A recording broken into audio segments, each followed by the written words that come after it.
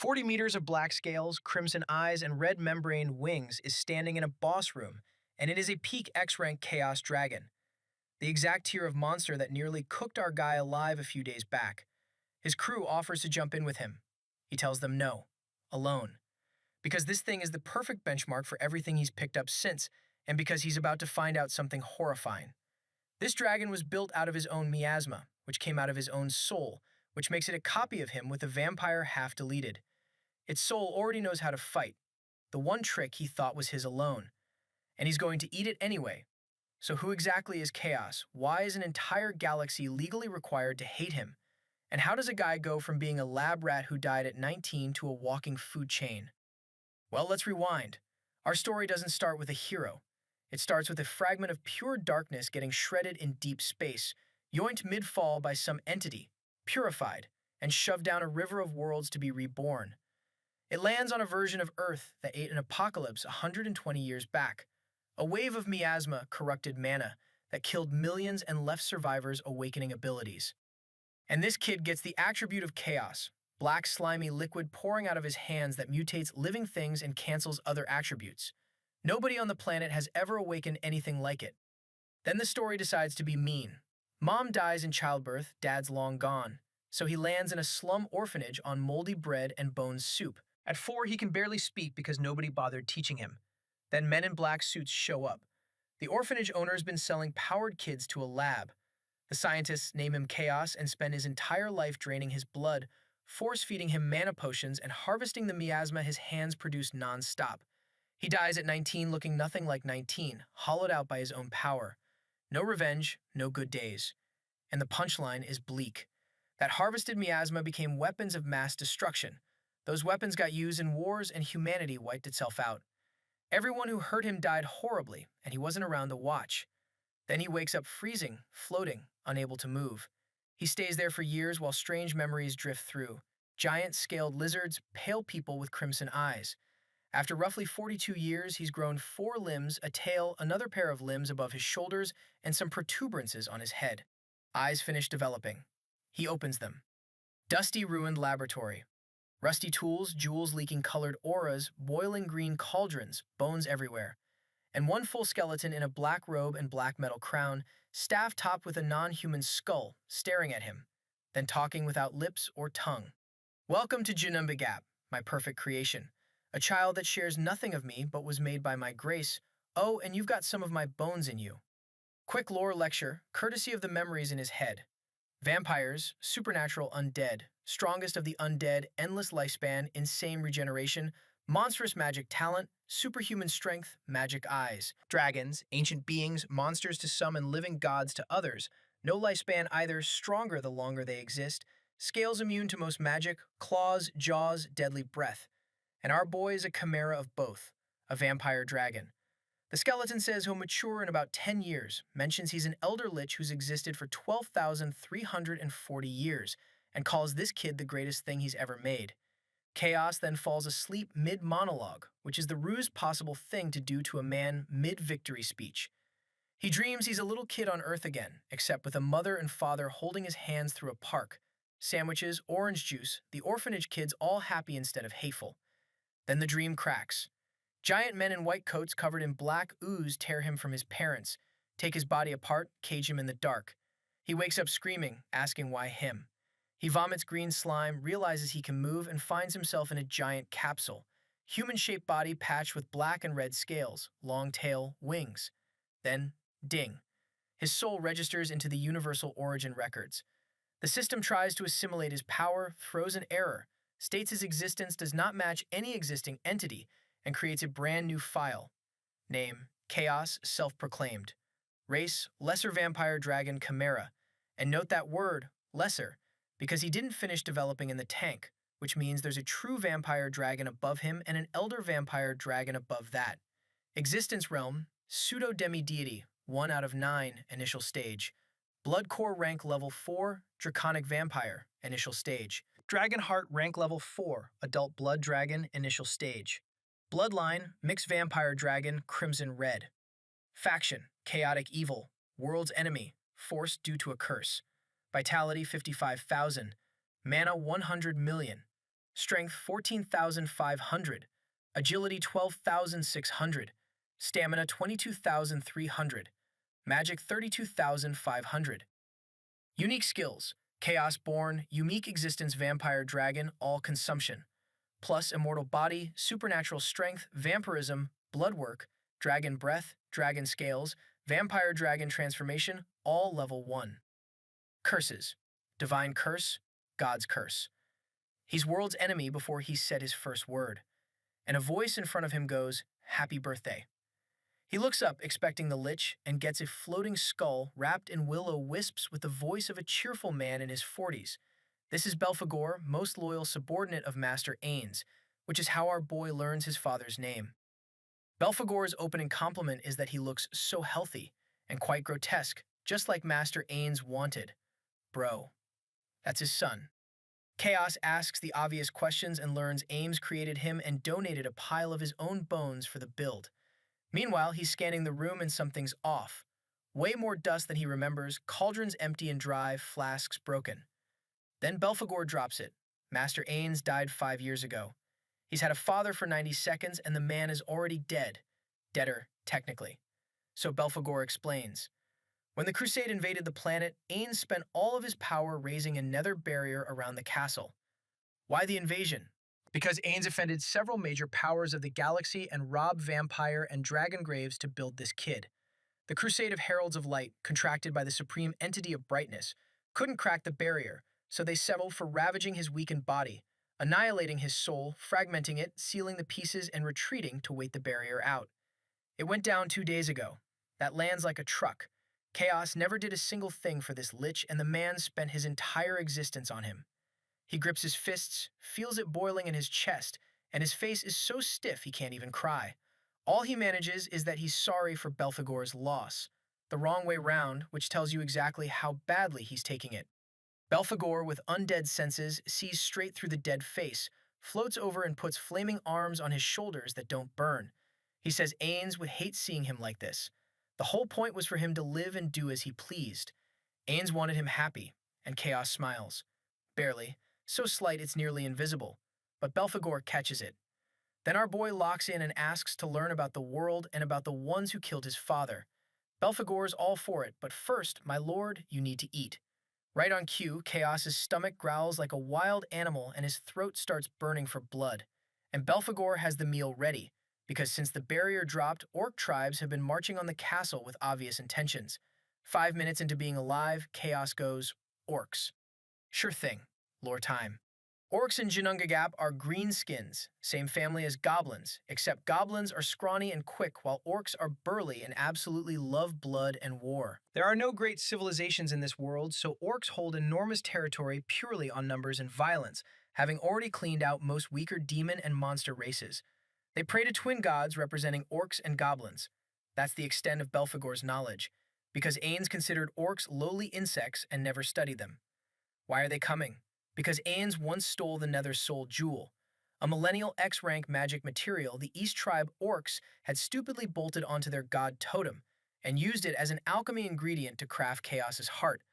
Our boy touches his own chest, realizing his dad was a galaxy-class pickpocket, and the receipt is currently walking toward the front gate. The orcs have raided for years, every time Ains and his undead armies slaughtered them and recycled them into more undead. But Ains is gone with most of the army, so this raid could actually land. Which means if Chaos had slept in, he'd have been murdered in his tank and had his heart pulled out. Belphegor isn't worried, because the aura off this newborn is full pseudo-demi-deity. 50-odd years of just existing pushed him up the existence realms without lifting a finger. That's the dragon side. Get old, get strong, no effort required. Orc ranks. Born E rank, up to C rank at maturity. And the ones who evolve by devouring flesh become orc leaders, kings, and emperors, ranging B rank to S rank. X rank is the pinnacle of mortals, right below where Chaos already sits. So, ants. At the gate are the castle's last 2 guards, skeletons in black armor, and they're wonderful. One drops his lower jaw on the ground on sight. The other prostrates, introduces himself as Osiris, immediately throws his co-worker under the bus by name, that idiot's Patter, and says they die to serve. Patter sprints over yelling at him for stealing the spotlight. Chaos, roughly 40 minutes old, says he'll make sure to use them well and pats both skulls. Neither skeleton has ever been petted, and both are visibly rattled by how good it feels. They're X rank, by the way, and could hold orcs off for a while before being ground down, since nobody supplies them mana anymore. Mana. Chaos remembers the 100 million in his bar and just touches Belphegor. It pours out of his hand with zero instruction, and Belphegor's skull doubles in size into a blazing hell skull, screaming that Chaos is as talented as Master Ains. No, more. Undead run on mana or high-quality souls. Our boy is a walking power plant. He immediately asks how to make more undead. Another day, says Belphegor, because the orcs are early. Thousands of them. Bald, tusked, fiery crimson eyes, simple leather, gigantic weapons studded with mind magic stones. Chaos confirms they're here for his father's home, and his heart gets a yes, and says, fine, then I shall eat them. Zero guilt. He strolls onto the black rock wasteland completely naked, unbothered, and the entire army stops dead because his aura hits like a storming crimson sea. One shouts asking who he is. He gives his name, instinctively triggers vampire dragon transformation, and a crimson explosion. Later there's a dragon roaring at them. Four emotions hit that army simultaneously: fear, anguish, horror, regret. And the thing in front of them is not a dragon any of them have seen. 20 meters tall, four slim, sharp limbs plated in black and crimson metallic scales, huge claws of the same stuff. Wings mounted above the shoulders with semi-transparent membranes full of bloody veins and eye-shaped markings that seem to stare down at them. Snake-long neck, head ending in a horn like a crimson spear tip, piranha fangs. Then a third eye opens vertically between the other two, solid crimson, and the light off it goes straight through their spirits. Plus a stinger tail leaking venom he didn't know he had. Dad built a killing machine and shipped it with undocumented features. And here's the funny part. He expected them to run. They don't.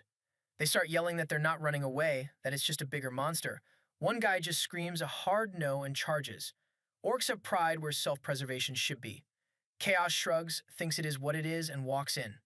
Belphegor watches from the sidelines and, if he had nails, he'd be chewing them, because this is his lord's debut as a bloodthirsty monster. He doesn't even attack properly. He lowers his open jaws into the front line, and dozens of orcs feed themselves into his mouth, stabbing at his insides on the way down while he regenerates through it painlessly. One crunch, one gulp, first meal of the third life. Delicious, too. The blood nourishes something inside him called a blood core, and something starts whispering that more equals stronger. Then three orc leaders step up, burlier, carrying shiny magic weapons, arrogant enough to solo him. Blazing spear from a bow, freezing slash from an axe, slicing wind from a big blade. Chaos, startled, reaches for the power he built in his first life, and darkness floods out of him. Chaos aura forming a natural miasma barrier.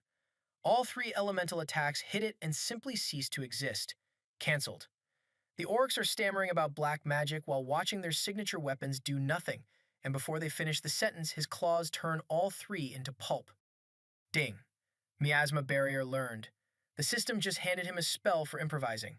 He starts playing immediately, shaping the miasma into a twisting mass, wondering out loud about a spear, and it obediently forms one with a pointy tip.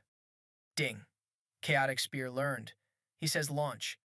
It flies into the middle of the army, hits a dozen orcs, and detonates. The blast splatters bodies everywhere, which triggers the next instinct. Blood work. Every drop of blood on that field lifts into the air and rivers and flows to him, and he opens his jaws and drinks it down with the corpses. Flash. His blood core advances from level 4 draconic vampire initial stage to middle stage. All stats increase. So that's the loop. Drink blood, core grows, stats climb. Naturally, his next thought is how to level the dragon heart, which he ponders while casually throwing 3 more chaotic spears without concentrating. Half the army is already gone. Then he tries controlling the blood inside living orcs. The pure-blooded vampire trick works on anyone weaker than the user, which is everyone present. He idly imagines converting their blood into needles and pushing those needles out through them, and it just happens. Orcs start popping like bombs. Flash. Dragon heart rank advances to middle stage 2. All stats increase again. And mid-slaughter, he sets the thesis for the whole series. He wants a life worth living, and if the world insists on calling him its enemy, then fine. He'll be the enemy of the world and break through the odds anyway. There's no EXP in this world. He grows by killing and consuming. Closer to cultivation. a word he doesn't know yet.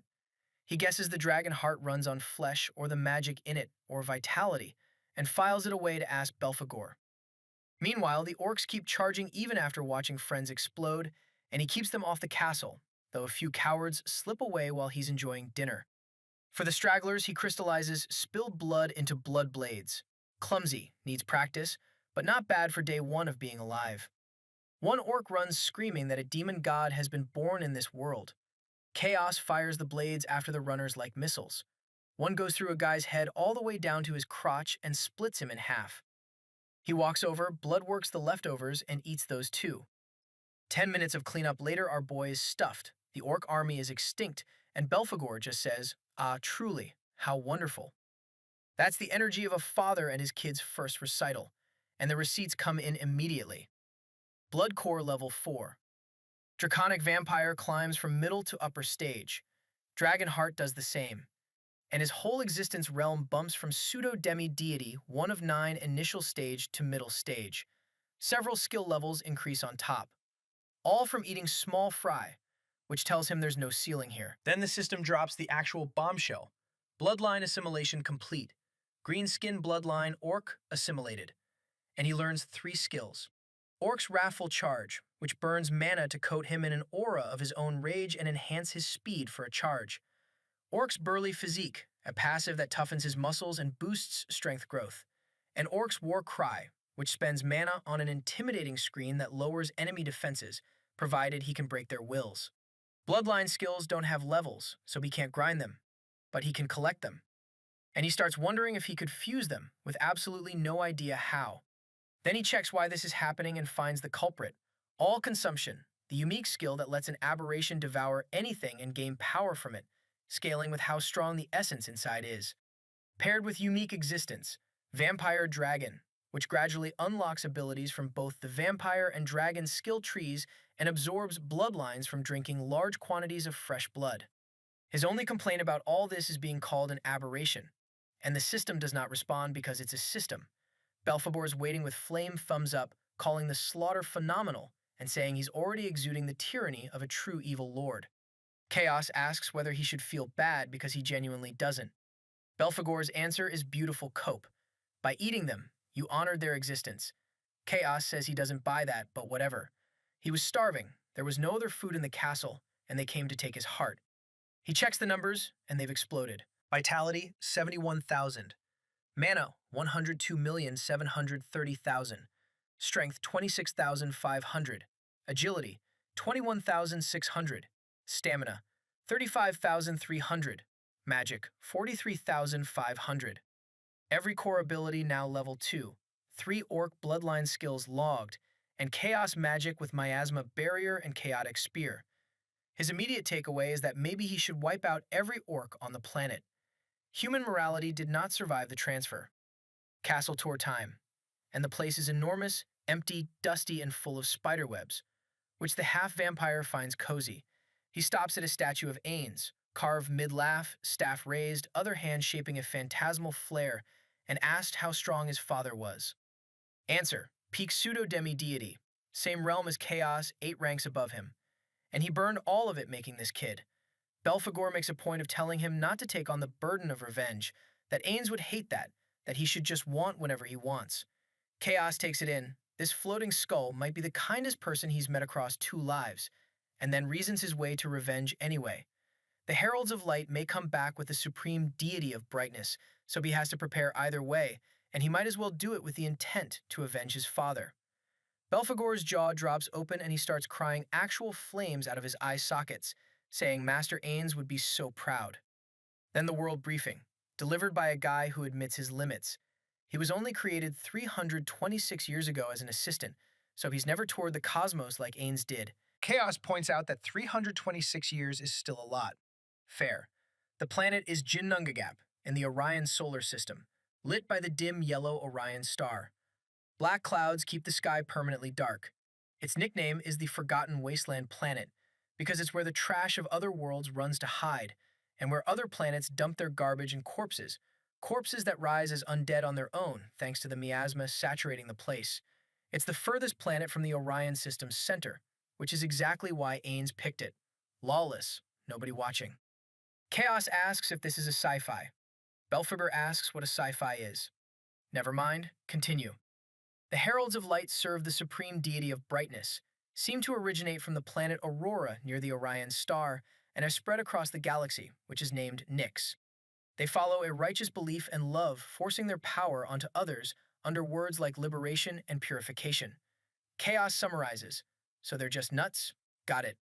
Belphegor's counterpoint is that everyone's insane, and the strongest just get to decide which kind counts. Nobody knows what the supreme deity of brightness actually is, not even Ains. It's existed for eons, governs most of this solar system and several others, sits at the supreme deity existence realm, and wants the filth cleansed out of its galaxy. Ains qualified as filth on multiple counts. Then Chaos asks about his own ingredients. Vampires and dragons are among the highest castes in the galaxy of Nyx and probably many others. Enormous families spread across countless planets, their strongest members as powerful as supreme deities or higher. Which reframes the whole assassination. Brightness was likely trying to curry favor with those two families, since Ains robbed their graves. Chaos asks if any of them are on this planet. Only the weakest, Belphegor says, subordinate vampires exiled for offending the family or fallen dragons corrupted by miasma. And Chaos, completely casually, says he wonders if he gets stronger by eating some of them. Next stop is a room Ains himself apparently forgot existed, the bathroom. Belphegor explains there's nether water pipe from nether ice stored underground, because Ains used to keep fleshy servants, zombies, gargoyles, goblins, demons, who needed hygiene. Chaos tells him to leave. Belphegor, who was fully planning to help his lord bathe, gets ejected. In the dark he adapts, and ding, dark vision level 1. He waves it away, wonders idly whether it might evolve into X-ray vision, and gets in the water. It's brutally cold even for an undead, but every splash makes him feel stronger, like the stuff reinforces flesh and keeps it from rotting. So he drinks a mouthful, because of course he does. While soaking, he reads his stat definitions. Vitality is total health. At 0, you're on the verge of death. Mana is transcendental energy fueling magic and active skills. Strength covers muscles, bones, skin, even claw sharpness. Agility is speed and dexterity. Stamina is physical damage resistance and fuel for certain skills. And magic is both spell power and magic defense, except defense only counts for 50% of the stat for reasons the system does not explain. Then the abilities. Chaos born. His soul is made entirely of chaos, giving him affinity with the attribute, the power to conjure chaos magic, create, shape, absorb, devour miasma, and corrupt other beings with it. His soul is immune to mind control and can't be easily broken, and its chaotic shape lets him assimilate anything. Same power he had on Earth, now with a manual. Immortal body level 2, ageless, instant regeneration scaling with skill level, able to regrow limbs, bones, and organs, everything except the blood core and the dragon heart. And our boy reads that and immediately has the single most unhinged idea available. What if he eats himself when food runs out? Not a thought experiment. He grows his claws, slices his own left arm off, feels nothing, watches the bleeding stop in seconds and a fresh arm grow back. Then he picks up the severed one and bites it, crunch, and it crumbles into ash in his mouth before he tastes anything. So the self-cannibalism plan needs testing. He wonders whether there's a time window before the flesh ash is over and goes straight to the source, bites off one of his own fingers. Nothing but dry ash, no power gained. Conclusion: he cannot eat himself. Boma's conclusion: neither can anybody else, so anyone who bites him gets a mouthful of ash, unless they swallow him whole, which he intends to never allow. He washes the ash down with more nether water and keeps reading. Supernatural strength level 2. Even a slim vampire holds the power of 100 men, and it multiplies his strength by 1.1 per level, which explains how a skinny guy hits like that. Vampirism level 2. Nourishment from fresh, high-quality blood. Smelling blood at range, mana restored by drinking, and every vampire tree ability getting stronger the more he drinks. Bloodwork level 2. Total dominion over blood in a radius that grows with level, though controlling a living being's blood only works when they're weaker, and controlled blood can be crystallized with mana into any shape. He notes he already knew how to use this before ever using it, and suspects the fragmented memories. Dragon Breath level 2. Gather mana in a special throat organ and release an elemental attack matching his affinity, intensity scaling with level and magic. He hasn't tried it yet. Dragon Scales level 2. Reinforced scales that resist all magic damage, scaling with level and stamina, which makes him wonder if he should have just tanked those orc magic attacks instead of making a barrier. And Vampire Dragon Transformation Level 2. All Vampire and Dragon abilities boosted 1.5 times, damage dealt up 1.5 times, damage taken reduced by the same, with mana draining constantly. Which is nothing to a guy with 100 million mana that regenerates in the millions per minute. He can basically stay transformed forever. Then mid-drink, ding. He learns nether coating from drinking the bathwater. So he gains skills from materials too, not just living things. Drinking more does nothing. The system wants new inputs. And he immediately starts wondering whether, with no restraint at all, he could one day devour an entire planet. Which brings him to the thing that's been bugging him. Divine Curse, God's Curse. A curse set into his soul that forcibly sets his faction to chaotic evil, making him an enemy of every being in the galaxy of Nyx. He asks who put it there. No answer. So he reads what factions even are, and the answer is genuinely stupid in a way he finds offensive. Every being, living or unliving, is born into a faction, usually inherited from creator or parents.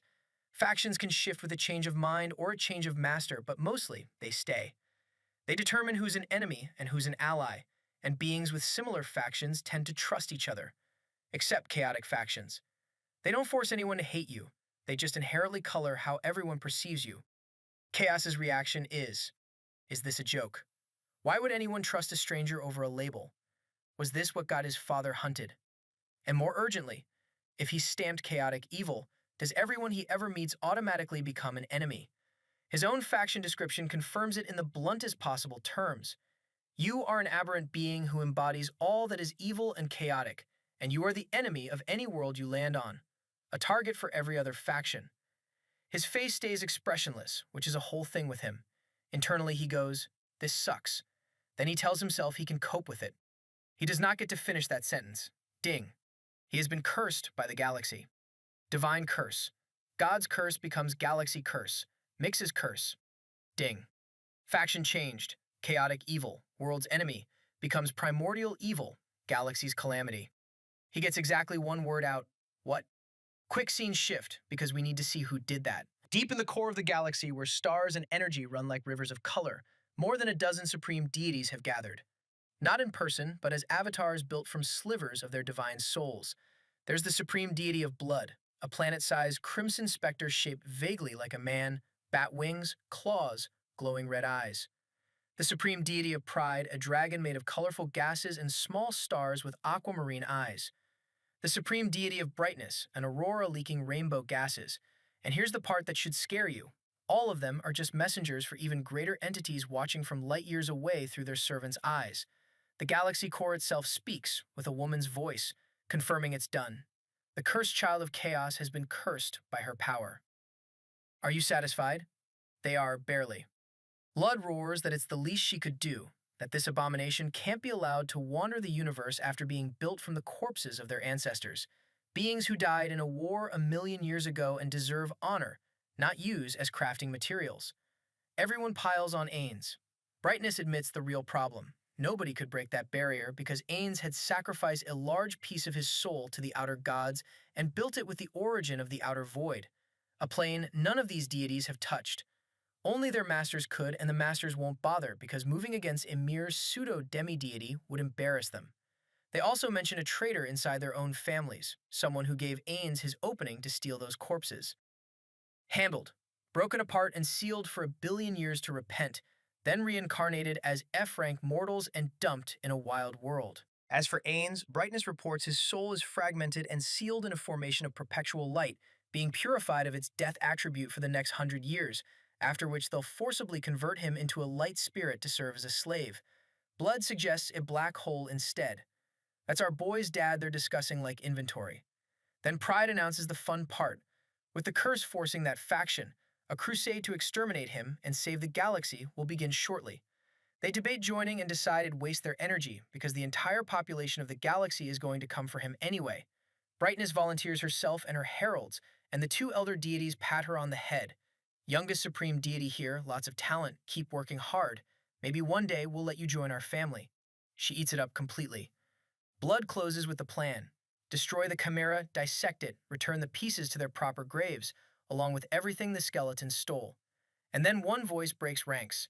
The supreme deity of darkness, a sea of shadow, sighs that it's unfortunate for a soul to be born into a body everything abhors. Brightness snaps at her, asking as she's pitying the fiend. Darkness immediately backpedals. Nothing, never mind. Everyone squints at her. File that away. The core dismisses them, they call her prideful for a mere galaxy, and vanish into cosmic dust. And once she's alone, she exhales. Because she's stronger than every supreme deity in that meeting, and none of them were the ones pressuring her. It was the things watching through their eyes from outside the galaxy. Then she says the quiet part alone. She's sorry. The child of chaos was reborn on the wrong side of the universe, where the spatial walls came down 2 billion years ago and worlds slaughter each other freely. She did what she had to do to stay alive. But, and this is the line to remember, at the very least, she modified it a bit. She hopes it can help him fight his fate. So the curse that just upgraded him to Galaxy's calamity, somebody tampered with it on his behalf. Nobody's told him. Not once. Our boy is still in the bath, staring at the system window with brick wall levels of emotion because he's been cursed again. His tally, a few measly orcs killed, nothing else since being born, and boom, cursed times 2. Galaxy curse. Nyx's curse. Only those detested by a galaxy can receive one, and as a being so abominable and hateful, he qualified. It forcefully sets his faction to Primordial Evil, Galaxy's calamity, force faction due to curse, making him an enemy of the galaxy. Special effect, instill automatic fear in all beings who aren't his direct subordinates, allies, or family. And then, quietly at the bottom, stat growth and cultivation speed hastened by 200%.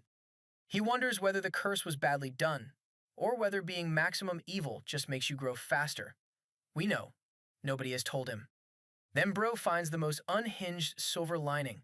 If everything in the galaxy wants him dead, then fighting, devouring, and winning means exponential growth. Come at me. The faction window is ruder. His acts of pure evil hurt millions, so every other faction must seek his extermination for the galaxy to keep existing, and he notes he only killed a few thousand, so the requirements clearly got waived. He dresses, worrying whether his clothes explode every time he turns into a dragon, then calls a staff meeting. Only Belphegor and the Bone Squad, Osirius and Patter, can talk. The rest is a dozen living statues, some living armor, a large group of very weak will-o-wisps, and 3 living brooms that never do their job, which is why the castle is filthy. Strongest is Ain's statue at B rank. The rest are E to D. He tells them to call him Chaos. They keep saying Lord. He announces he's the enemy of everything. They panic. He doesn't. They perk up anyway. Every one of them was made or summoned to serve a purpose, and having a master again means they finally get to accomplish one. Then the world's most supportive subordinate pitches the library. Grimoires, spells, sealed demons, all edible, and Chaos latches onto the wrong noun. Devouring books sounds interesting. Belphegor clarifies he meant the demons, then folds. The library comes with a surprise the floating skull refuses to spoil. Down several minutes of stairs is a big red gate, and Belphegor launches into a speech about how only those authorized by Master Ains may enter. Right as our resident aberration pushes it open, and it cracks into pieces, he's scolded for not being prudent with his strength. Inside, the will-o-wisps light everything in dim blue flame, though he has dark vision anyway. The room runs over 30 meters, and high above hang paintings of a starry night and a gleaming white moon. He asks who painted them. Here the jokes stop. Lesithia. Ains's long-lost wife, a ghost who loved to paint. She died while Ains was gathering materials for Chaos. Caught by the enemy, and when he couldn't reach her, she threw them away with her own magic so that he would keep existing. Before that, the two were researchers of magic and alchemy. And Chaos's bones aren't only made from his father, they're made from her too. He never met her and stands there feeling grief and a debt he can't repay. Belphegor tells him she wanted one thing, for him to live a fulfilling life. 2 undead, 1 a pile of bones, and 1 a ghost, wanted a child so badly they went on a journey to build one. He is the result. And hearing that, our guy smiles. First time in his life. Then business. Hundreds of books, alchemy, mathematics, magic understanding, cooking, and their research on alchemy, undead, and chimeras that culminated in him. Upstairs sit 4 grimoires on altars, sealed by Ains's own power, beneath another Lesithia painting of the 4 monsters. His parents bought their power with pacts made with demons from the gates of hell, the plane warlocks contract with, and those demons crossed over and tormented them for life before the two sealed all four. Afterward, they swore off demons and dealt with outer gods instead. File that away. An outer god pact raised the barrier that protected chaos. He asks to feast. The menu: Porthrazen, the demon of alchemy knowledge; Zophith, the demon of magic runes; Urgrelin, the demon of curses; Isgolin, the demon of malicious thoughts. Semi-ethereal, able to materialize to fight, sealed by curses and runes built from the very power they taught their contractors. 4 auras: sickly green, dark purple, crimson red, black. Chaos tries to stuff one in his mouth, finds it too small, and partially triggers vampire dragon transformation to swap his humanoid head for a giant dragon jaw. All 4 go in, no chewing. Gulp. He feels nothing. Inside, though, all consumption already ate the seals, and 4 ancient demons wake up free. They celebrate and mock the foolish kid who ate them, then realize this is not a stomach. It's endless darkness, slimy walls, giant black tentacles, and an enormous crimson-red eye watching. They can't navigate, and they can't see through the dark, which for demons is new. Beings who never understood fear learn it in real time, and one of them lands on the only word that fits: chaos. Pure chaos. Miasma swallows the first. A tentacle drags the second down with a splash. The last 2 are crushed as the world compacts around them like something alive and hungry. Their screams never reach him. Then 4 demonic auras hit. Ding. Demon souls successfully devoured. He gains demon authority, demon of alchemy knowledge, demon of magic runes, demon of curses, and demon of malicious thoughts. Learns the demon skill, and all 4 authorities integrate into it, aiding his growth in related powers, plus a passive boost. New skills: forbidden alchemy, magic runes creation, devil curse magic, malicious mind attack. Unable to level like the orc ones. Then, why couldn't his parents kill these things themselves? Because destroying demon souls is nearly impossible when their origin is another plane. So he asks slowly, if he hadn't been able to eat them, he would have died. Belphegor cheerfully, certainly, that might have been a possibility. His entire response: oh, they were around his own existence rank, just sealed and too weak to fight back. The actual surprise is down a ruined staircase in the middle of the library, lit by phantom fire that burns nothing unless its owner wants. Over 20 artifacts sit under the spiderwebs: jewel-studded cubes, flasks like the one he was born in, rings and bracelets. Belphegor hands him a golden ring with a blue cube crystal and tells him to wear it. Ding. Equip spatial storage ring, X rank, a pocket dimension holding up to 9,999 items, each stacking up to 9,999 times. No living beings, 0 stat bonus. So he eats it. Crunches it between his teeth while Belphegor is still mid-sentence about how useful it'll be, then announces innocently that he ate it. Ding. He learned the spatial storage skill. He pets the skull with his claws and thanks him for the treat. Belphegor negotiates: eat the little ones, not the big ones, they're precious. So he fetches a pile: appraisal glasses, a mapping bracelet, a soul-seeing ring, a thoughtful crown, a perception necklace. And my guy eats every one. Out comes appraisal, reading beings' information through the universal origin records; mental mapping, permanently remembering any area; paranormal perception, for souls and non-materialized ghosts; concentration, thought acceleration, and perception. If it exists, he has tried to chew it. Then the real prize: 2 transparent flasks around 20 meters tall, laced together with tubes on gigantic inscriptions and runes. He can't appraise it because it isn't an item. This is magic technology, and its function is summoning. Not one creature, Belphegor says, an entire army. Give him materials, surplus, and a lot of mana, which the walking power plant has covered. It's also how Belphegor himself was born. Well, summoned. The catch: it's atrophied and needs repairs requiring high-quality materials they don't have. So for now it only produces weak monsters, and they're out of materials entirely. Corpses and souls improve the quality, he adds, then stops, because a crowd of servants has just come down the stairs. They can't speak, so Hypeskull reads their soul's will and protests that it's not necessary. Because they brought materials: flesh pulp, bones, several rats they killed on the way, and they've brought themselves. They want to be spent as material so they can come back as one stronger being who serves better. Chaos asks why. They answer by touching him: statues patting his head with stiff arms, brooms brushing him with their bristles, will-o-wisps circling to keep him warm. He's known them a few hours. He tries to refuse. This is dying. They'll be converted to raw energy, and the summon might be a completely different being. They will not budge. So if he says okay, they celebrate, and they pile into the first flask with the corpses and rats until the window flashes okay. He gives them a bit of his own blood through blood work, since blood is the one part of him that doesn't crumble to ash, and thanks them for serving Master Ains well. Then he pulls the trigger. Souls and bodies convert to pure energy, and for 1 millisecond space cracks. An alien soul comes through, plus a leak of cosmic essence. Belphegor is losing it. The love of your servants has been recognized by the grand cosmos. Ding. Out comes black, oozy sludge covered in drifting yellow eyes, with one vertical jaw of razor teeth running its whole length. His blood core binds with the summon artifact.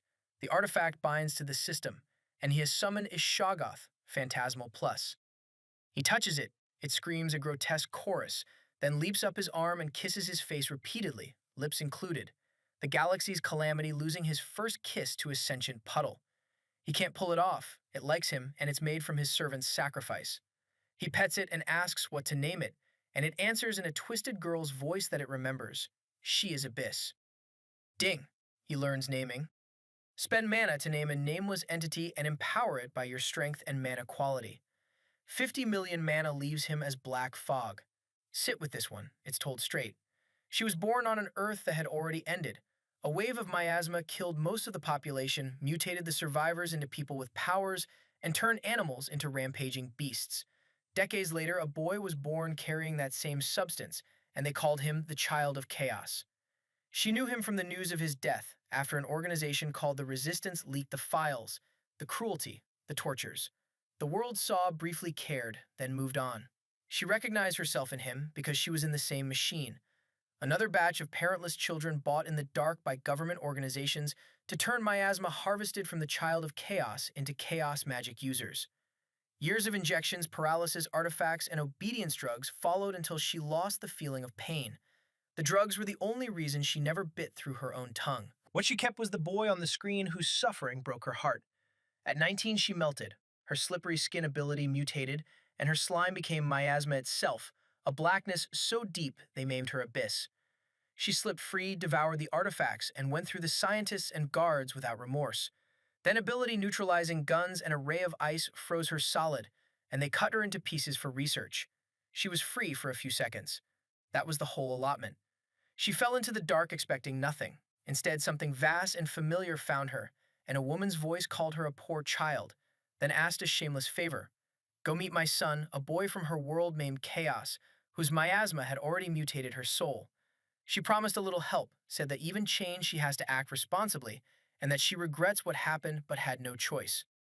Chained, apologetic, regretful about a decision she couldn't avoid. If that's ringing a bell, it should. Then a wormhole took her, cosmic essence coating her, to a faraway planet. When she opened her eyes in that black ooze and saw the young man holding her, she knew him instantly. And the devotion of the servants who spent themselves to summon her merged into her, so the urge to protect him came doubled. She finally got to meet him. Belphegor, meanwhile, is having a stroke about the invoice, because 50 million mana is a lot. Chaos shrugs, since it's regenerating a few million per second. Down on the floor, Abyss is reshaping. Torso, arms, head, hair, a face with 2 eyes and a smile, then legs until a girl in her late teens is sitting there. A grotesque slime girl, every scattered yellow eye locked on him with unwell levels of fascination. Ding. Shoggoth, Phantasmal Plus, has evolved into Shoggoth Made, Phantasmal Plus Plus Plus. All summon stats increased, new abilities learned. He offers her a hand up and she climbs him with tentacles instead. Master, she says. He tells her to call him Chaos and she lights up. That's the same name as hers, the one they gave both of them, right? Our boy freezes because that's far too much information about his past life coming out of a puddle he met minutes ago. She just beams that she knows him even with his face changed, that someone sent her here for him, and that she's going to protect him, by whoever's order she can't say. Belphegor offers her the facility tour and gets ignored so thoroughly it's almost art, so the MC gives it himself, ending at the throne, which he admits was his father's and he's still coping with. Then Hypeskull produces a black and white maid dress, figuring a Shoggoth maid might get a buff from real maid clothes, and mentions the castle once had maid zombies and maid ghosts until they died defending it alongside Master Ains. Abyss finally acknowledges he exists. Thank you, Skull, puts it on and asks if he likes it. Chaos stares so hard it loops back to looking bored, then tells her flatly that she looks very cute, internally a wreck. Afterward, he works out that she's from his Earth, that their souls are linked as if she carried his power before she was summoned, and that she was probably a guinea pig experimented on with his own miasma. He's right and he says nothing, so he doesn't drag up his memories or hers. A stat check. Because he's her summoner, appraisal gives him her entire sheet. Name, Abyss. Race, Shoggoth Maid, Summon. Existence realm, pseudo-demi-deity 1-9, initial stage. Same realm as him. Summon rarity, phantasmal +++. Faction, shared with summoner. Vitality 40,000. Mana 15 million. Strength 10,000. Agility 12,000. Stamina 10,000. Magic 15,000. The flavor text is worse. Shabbos were built by an elder race as servants rebelled, slaughtered their masters without pity, and have spent the time since devouring whatever they meet and absorbing its flesh. Unique skill. Abyss reflects sight-based abilities back at anyone who peers into her without permission, stronger than they were sent. Unique skill. Miasma Soul makes her soul literally miasma. Heavy reduction on elemental damage, complete immunity to soul possession, mind control, and mind-damaging effects, and a soul that won't shatter because slime doesn't tear. Anaerobic level 1 keeps her comfortable in ocean depths or the vacuum of space, which makes Chaos wonder if he can too. Absorb Flesh level 1 assimilates corpses for stats and mass. Amorphous level 1 shapeshifts to any size through the smallest crevice. Constant Growth level 1 banks excess mass to keep growing mid-fight. Mutable Form level 1 lets her wear body parts from flesh she's absorbed. Hideous Songstress level 1 makes her singing inflict confusion and lowered stats on targets she picks. Her skills. Multi-attack, a flurry of limbs and tentacles scaling off strength, and crushing charge, throwing her whole agility stat at you and pinning you under her mass. Meanwhile, she's blushing, thinking he's staring at her rather than her sheet, and asks if Master likes looking at Abyss. He panics internally and delivers a perfectly steady "quite so, you're very cute." She warns him she might fall for him. He says he'd be grateful to have someone like her at his side. A critical hit he didn't know he threw, half an hour after meeting her. Then the upgrade session. Chaos pours endless black fog over the entire staff. Miasma, a toxic chaos attribute substance he makes at will, and remember, in his previous life he was used as a miasma-making machine until his last day. Now it's his, and it's mutagenic, exactly what evolved Abyss. First to pop is a cursed broom, a stick with a small soul, hardened wood, and a refusal to sweep. It grows branches, sprouts leather and straw, and becomes a cursed scarecrow with limbs and a painted happy face. D rank to S rank in one dose, inflicting horror, confusion, and paralysis curses, with mana-infused wooden claws and the deeply threatening ability Gardening. Then it speaks eloquently, thanking him for limbs. He names it Jack, and the naming mana slams it to SS rank, growing a dark cape and a scythe out of its own body, a cursed scarecrow lord. Abyss asks if she can evolve again. Sorry, she already got everything he had. The Evolution Fest runs 2 more hours, and he names them all. Will-o-wisps became ghosts, then took on elements: Inferno, Storm, Dark, and one rare bright ghost-wielding light, all S rank up from E rank. Living statues became golems, then Colossus, 7 to 10 meters tall at SS rank, with harvestable ores and crystals growing out of them. Living armors became living armor soldiers, then living armor knights at S rank, each generating its own magic weapon, and their leader became a 4-meter living armor general at SS rank. Belphegor evolved into a Prometheus infernal skull at the pinnacle of X rank, one step short of pseudo-demi-deity, skull now cow-sized. And the Bone Squad of Sirius and the jaw-dropper Patter went from skeleton Death Knights to spectral skeleton Death Emperors, also near the top of X rank. Then the staff mass produces a mountain of gear with his mana, all for him to eat, hard, bitter, and cold, so he swallows fast. Ding. Improve slashing power, improve piercing power, and improve physical damage resistance. 5% each, plus blazing stab, storming stab, fireball, gust, spark, dark bullet, and orb body. He ate the armory and leveled up. Quick lore lecture. Junumgagap sits under black clouds 24/7, farthest from the bright yellow star lighting the Orion solar system, so almost no light lands. It's a fiend-infested trash dump the other interplanetary nations forgot, a hiding spot for off-world criminals. Orc tribes hold big parts of it. a warmongering race with badly lacking intellect who speak the common dialect, make weapons, and wear clothes, but are otherwise feral. Which leaves Chaos a decision: slaughter them for summoning materials, food, and cultivation, or let them live, since they're only trying to survive too. He wonders if there's another way. There's just the small matter that he ate their entire army, has zero regrets, and expects retaliation. He flies out on gigantic draconic wings, fretted with bloody veins, skull, and abyss along for the ride. Below, black wasteland, swamp, dead forest, and the orc village of bone and leather camps, dungeon beside it. Abyss cheerfully asks if they're slaughtering everyone. Depends on the response. She suggests slaves. He counters with servants. He drops like a missile, the ground quakes, and the tribe screams. Despair, rage, and babies woken by his aura. Belphegor lights up like a star and calls out the East tribe. Out come frail elders and the stronger women. Almost no males, they all died in the army.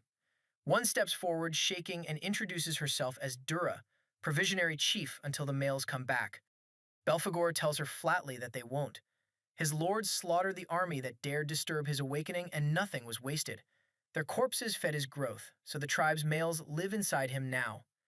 Orcs treat dying in battle as an honor, but Dura cries anyway, because one of those males was her husband, the father of her 2 children. She asks one question: did he die fighting? Chaos has no idea. Every orc looked the same to him, so he lies and tells her Orcus died fighting gloriously. She wipes her eyes and surrenders, and the elders and women kneel behind her. Belphegor accepts them into the castle right after the contracts. And the MC tells her what she can't fully appreciate yet, that she's intelligent and that today she saved her entire race from perishing. The East tribe has surrendered, and our boy is suddenly a landlord.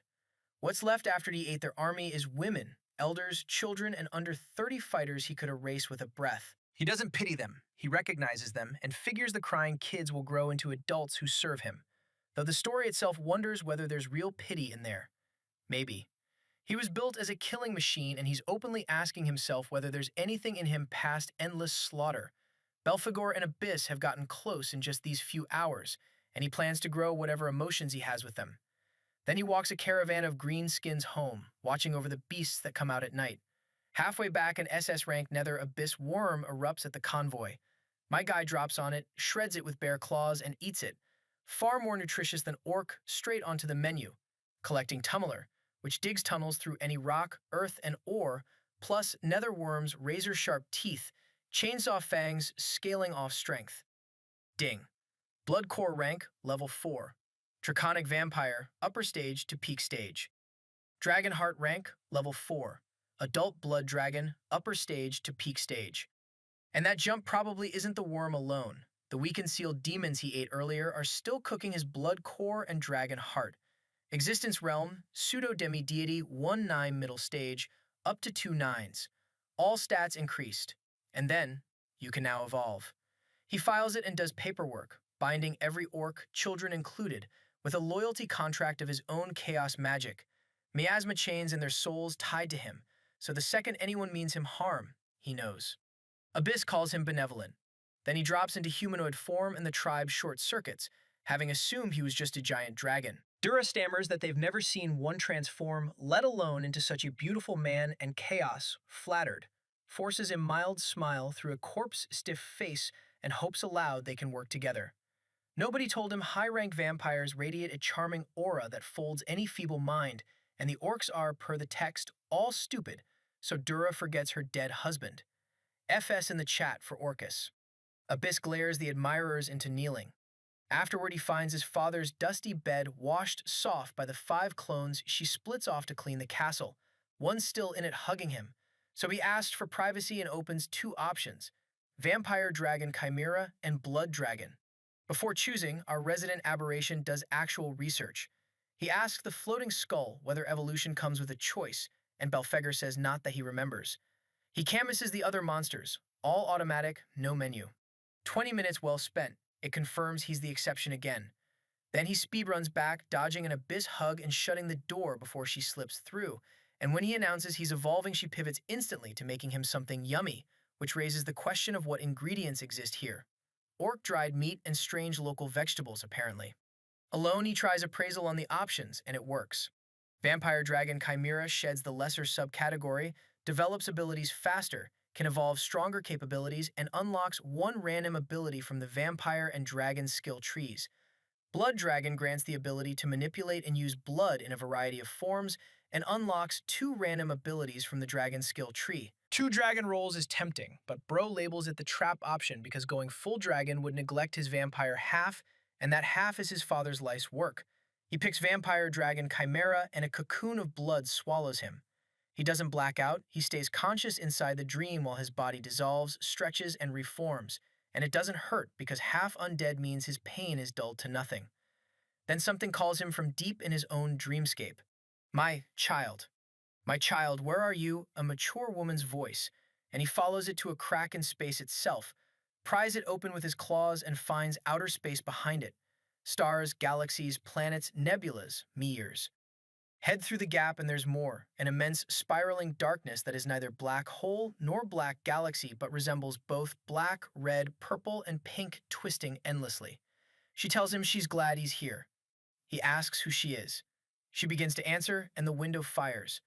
You have evolved into a vampire dragon chimera. Cut off mid-sentence by his own level up. So he wakes up robbed. Who was that? What did she want? Why did she call him her child? He rules out Lesethia instantly, since by Hype Skull's account his mother wasn't that kind of being, and that presence sat far above his power level. Something in his head bubbles with a familiarity he can't explain, and he settles it until the emotion blows away like ash. Outwardly, nothing. In the mirror, he clocks bigger wings with pointy claws and a tail gone sharp with a stinger leaking venom, which also seeps from the claws on his hands and feet. Then he reads the windows. Blood Core rank, level 4. Draconic Vampire, peak stage, ranked up to level 5, Dragon Vampire, middle stage. Dragon Heart rank, level 4, Adult Blood Dragon, peak stage, ranked up to level 5, developing Adult Blood Dragon, middle stage. Existence Realm, Pseudo-Demi Deity 2/9's initial stage, ranked up to 2/9's middle stage. All stats increased, all ability levels increased, and he learned Venom Secretion, Claws, Tail, and Fangs, level 1, plus Stupefying Charm, level 1. The Venom is unlocked from the Poison Dragon skill tree. Real glands in the fingers and tail stinger, intensity scaling with level, and the magic stat, properties editable as it climbs. The charm comes from the Incubus Vampire skill tree. Weaponized beauty that stupefies a target and, at high enough magic and level, forces them to do your bidding, resisted only by high magic or a greater existence realm. He briefly spirals over his dragon heart, already calling him a blood dragon, then works out those levels are cultivation stages, not races. Dragons grow the dragon heart on flesh and vitality. Vampires drink blood and absorb vitality, and he does both.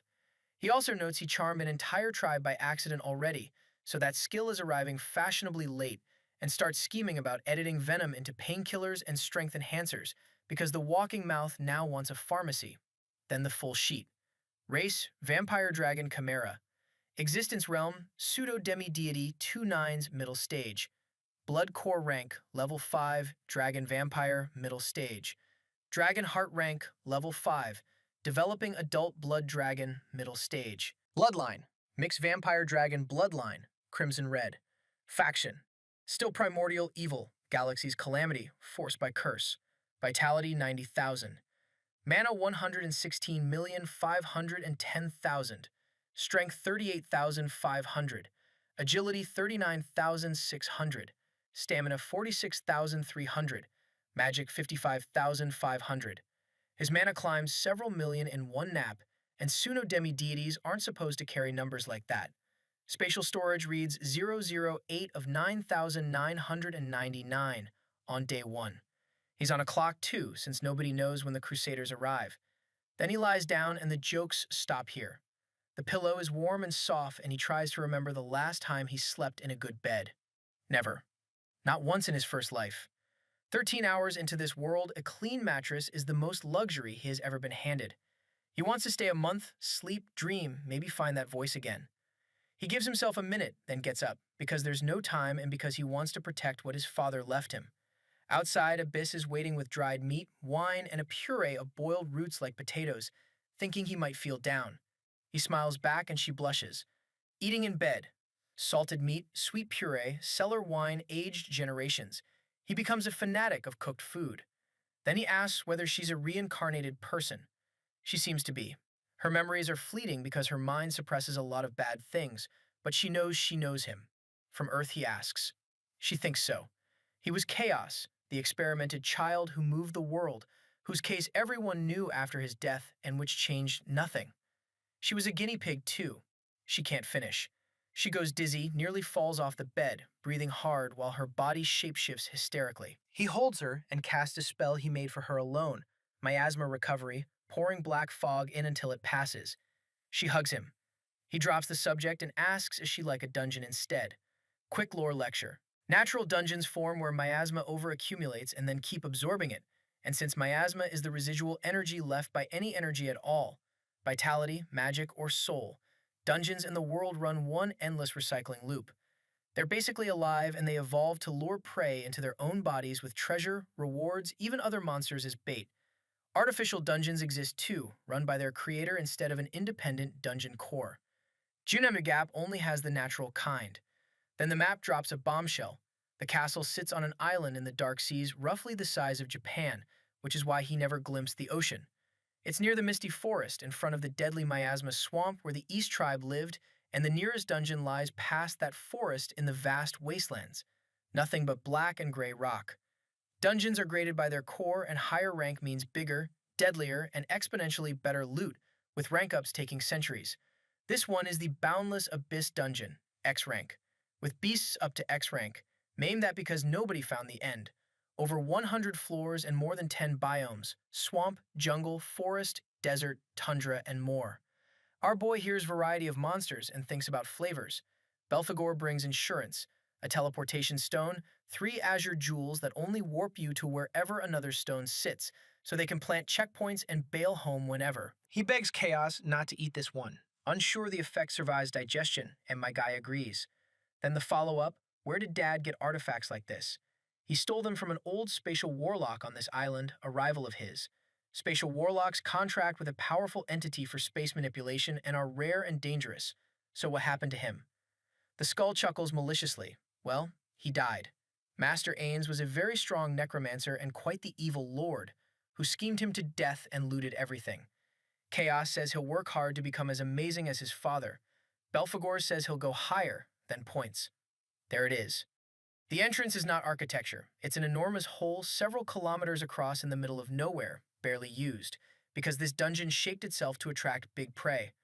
So when it feels an enormous dragon with an overwhelming aura flying into its abyssal maw, the dungeon core is delighted. Claim that corpse, ideally the soul too, and it could absorb enough energy to cross the X-rank realm into the divine dungeon realm. Then it clocks the guests, an X-rank, and another pseudo-demi-deity. Big challenge, but it has X-rank monsters, traps, partial control of its interior, and endless bait, and if it plays this right, all 3 die. Great plan. Completely doomed.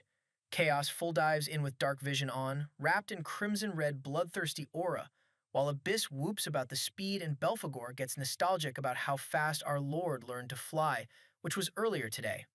Then the first wave, dozens, no, hundreds of presences. The skull conjures dozens of magic circles. Because he is genuinely nasty at fire magic, Abyss unfolds into a massive miasma, yellow eyes, tentacles, and jaws, and Chaos fires chaotic spears, miasma shaped into spears of eternal darkness. What rises are S-rank giant spectral bats, enormous blind flaming mammals in black fur with huge ears, thin membrane wings, and drooling razor jaws. One could decimate a town, hundreds a nation. They never see the volley coming. Fireballs cook them into grilled corpses in seconds. Chaotic spears punch through and chain detonate. When survivors hit him with spectral soul bullets that damage the soul directly, the old blazing skull laughs, tells them to look and learn, and casts Pandemonium Ring, a rotating ring of spectral red flames that drops dozens at once. Meanwhile, our boy is playing. He merges Blazing Stab and Storming Stab into Blazing Storm Claws, slashing and roasting at once, then stacks Orc's burly physique, Orc's wrathful charge, and Netherworm's razor-sharp teeth, and charges like a blazing meteor, pulping bats against the wall. His review of his own performance, good enough, delivered while drinking blood through bloodwork. And Abyss is singing. She floats on a fog of miasma spun from her own soul, propelled by her 10 million mana, crushing bats into her mass while belting an eerie song loaded with hideous songstress. a war crime against these things specifically, since bats live on hearing. The sound waves bounce off the walls and hit them twice. They tremble, convulse, collapse under their own weight, vomit blood, sob, and the unlucky ones have their heads pop like balloons. She cleans up with multi-attack and crushing charge, cheerfully saying boop while impaling one from the head down through the crotch and eating it. Normal Tuesday. While he slaughters, our boy feels the energies pouring in. No levels, no EXP, just vitality, mana, and soul energy at every kill, which is how everything alive grows. You can also devour corpses, drink potions and pills, or use magic formations like Ains's to pull mana from ambient miasma.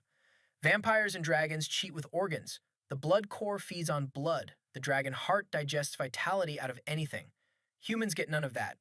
His takeaway is bleak and correct. Only the strong thrive, killing anything raises your cultivation, and that's why big nations need strict laws to stay afloat. Then it's over.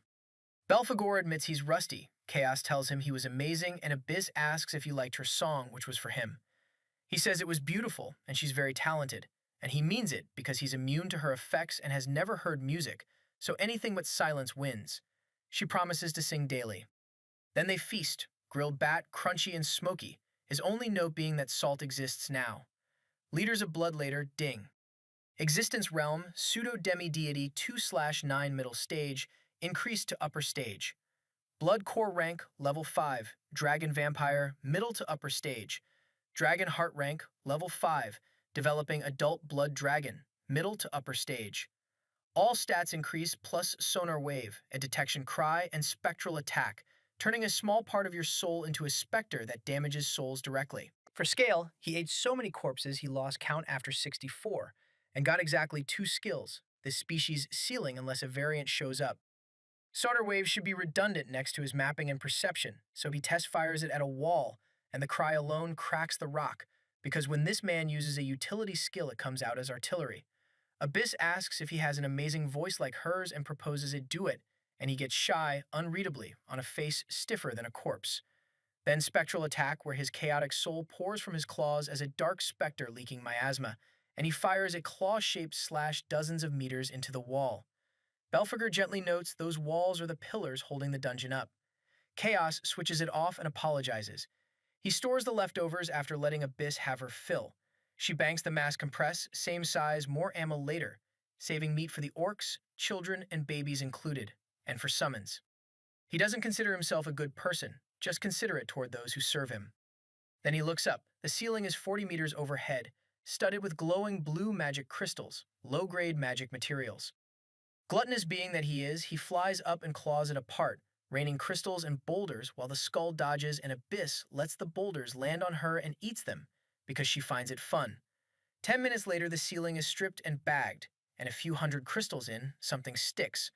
Magic crystal coverture, coating yourself in magic crystals for defense and magic damage before they dissipate into mana. He wears it, becomes a crimson-red crystal dragon lighting the cave, finds it too stiff, and shakes it off into dust. Belphegor, adoring. My lord gets a skill from anything he eats, even low-grade crystals, and Master Ains would have loved to research it. Chaos says he'd like to help his father with research. Then the tunnel splits 3 ways, straight into a volcanic cave of lava pools and fire, right into a humid mushroom cave, left into an underground jungle. The dungeon, by the way, is furious. It grew those ceiling crystals over years for a thick mana environment, and even humanoid intruders never reach that high. So it offers 3 doors, expecting him to wear down in a monster-infested biome. Maybe not now, but soon, right? Chaos picks straight into the lava. Abyss finds it pretty hot and is unaffected. Belphegor feels revitalized, flames flowing upward like he's charging.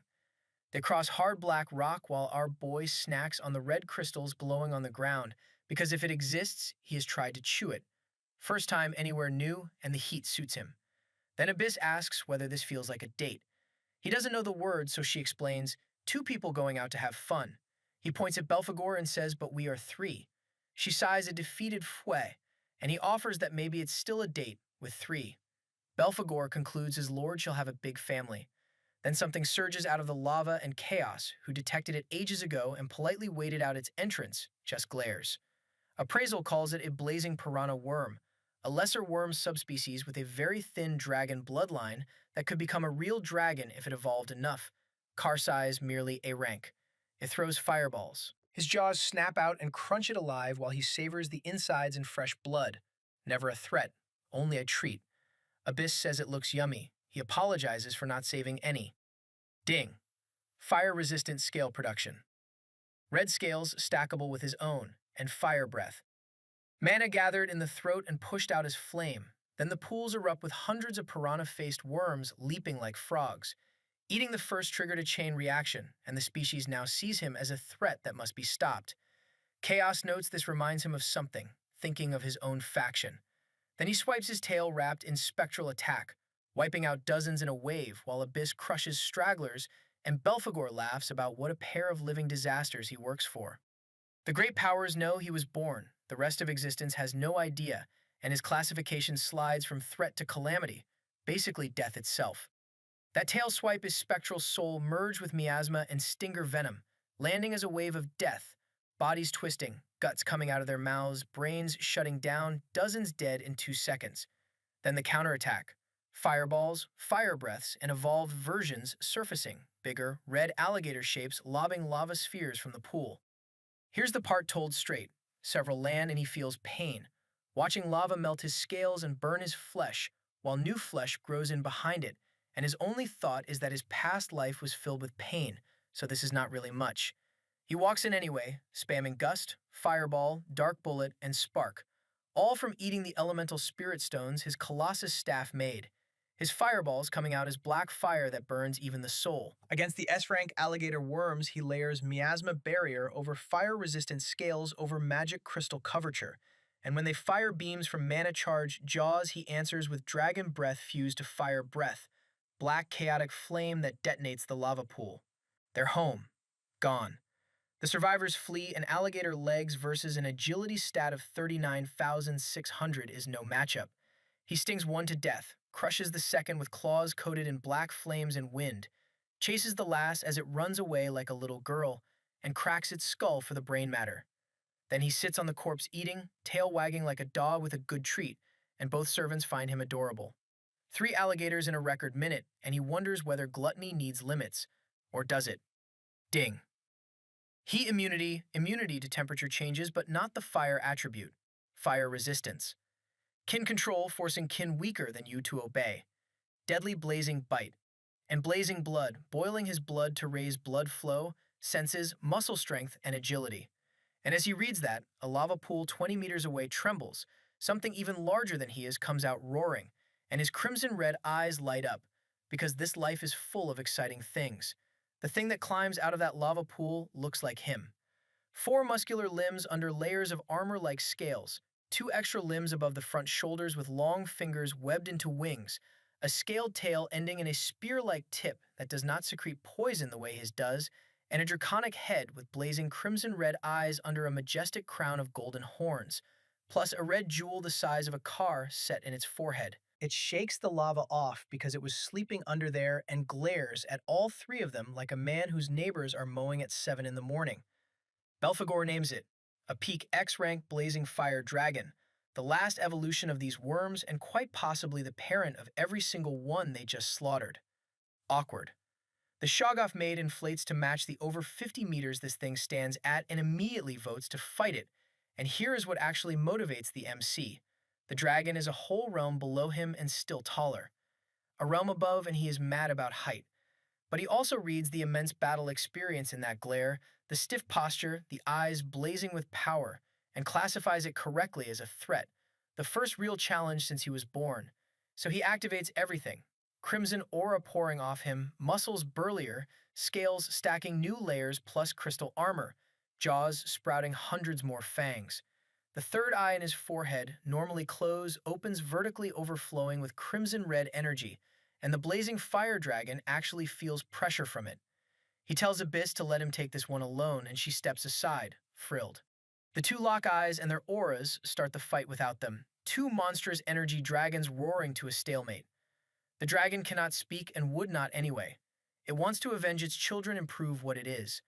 That our guy rushes in rashly with a chaos attribute breath loaded, and the enemy does not dodge. It calmly opens up and answers with fire. The beams meet, and in the breath attack department, it is not close. The Chaos attribute starts disintegrating the fire attribute, his beam eating theirs alive, which is when the blazing fire dragon proves it did not reach peak X rank by being stupid. It jumps, flaps, enhances its whole body with blazing aura, and dives faster than a bullet while Bro is still committed to the breath. His reaction speed catches it. His brain, however, is currently busy being a laser cannon, so he cannot readjust. He tilts to aim and gets a rain of summoned meteors instead, 15 meters each, detonating his own breath in his face and leaving his throat sore. No time for a miasma barrier. The blasts strip his scale and crystal armor and burn the flesh underneath, carrying blazing curse, which this dragon infuses into its magic to enhance pain and burning potency. Fire resistance and heat immunity are both on. He feels all of it anyway, damage dissipating and returning as his regeneration hands the fire fresh material. Then he gets slammed into the lava pool. Abyss tries to help, and the floating skull blocks her with immense flames, swelling into a demonic specter of the deepest flames of hell, furious at watching his young lord get worked and obeying the order anyway. He asks whether she does not trust their lord's words, and that lands. So she watches, finds a transcendental beauty in this death battle, and notices what nobody else would. Deep down, her master is having fun. She cheers at full volume, and he cannot hear one syllable over his own roaring. The meteors keep raining, lava seeps into his open wounds, his mind goes dizzy. The dragon clamps his jaw shut with its claws, pins him under its weight, and charges a breath aimed at his head. So our resident aberration goes berserk and explodes his own mouth to get the shot out. It blows the dragon's front claws off and hits its face mid-charge. Both breaths detonate early, and the thing gets launched. His jaws rearrange back to perfect in seconds. Let me repeat that. He solved being muzzled by detonating his own jaw. Now he finally has the concentration constant pain was denying him, so he releases his chaotic aura and generates dozens of chaotic spears the size of buildings. The dragon takes inventory, jaw broken, front claws gone, wound open to the bone. Quick lore lecture on the loser. It has governed this area for hundreds of years, and it started as a hatchling with the face of a piranha, cultivating by devouring anything it could, hiding from the strong and preying on the weak. It is not folding now.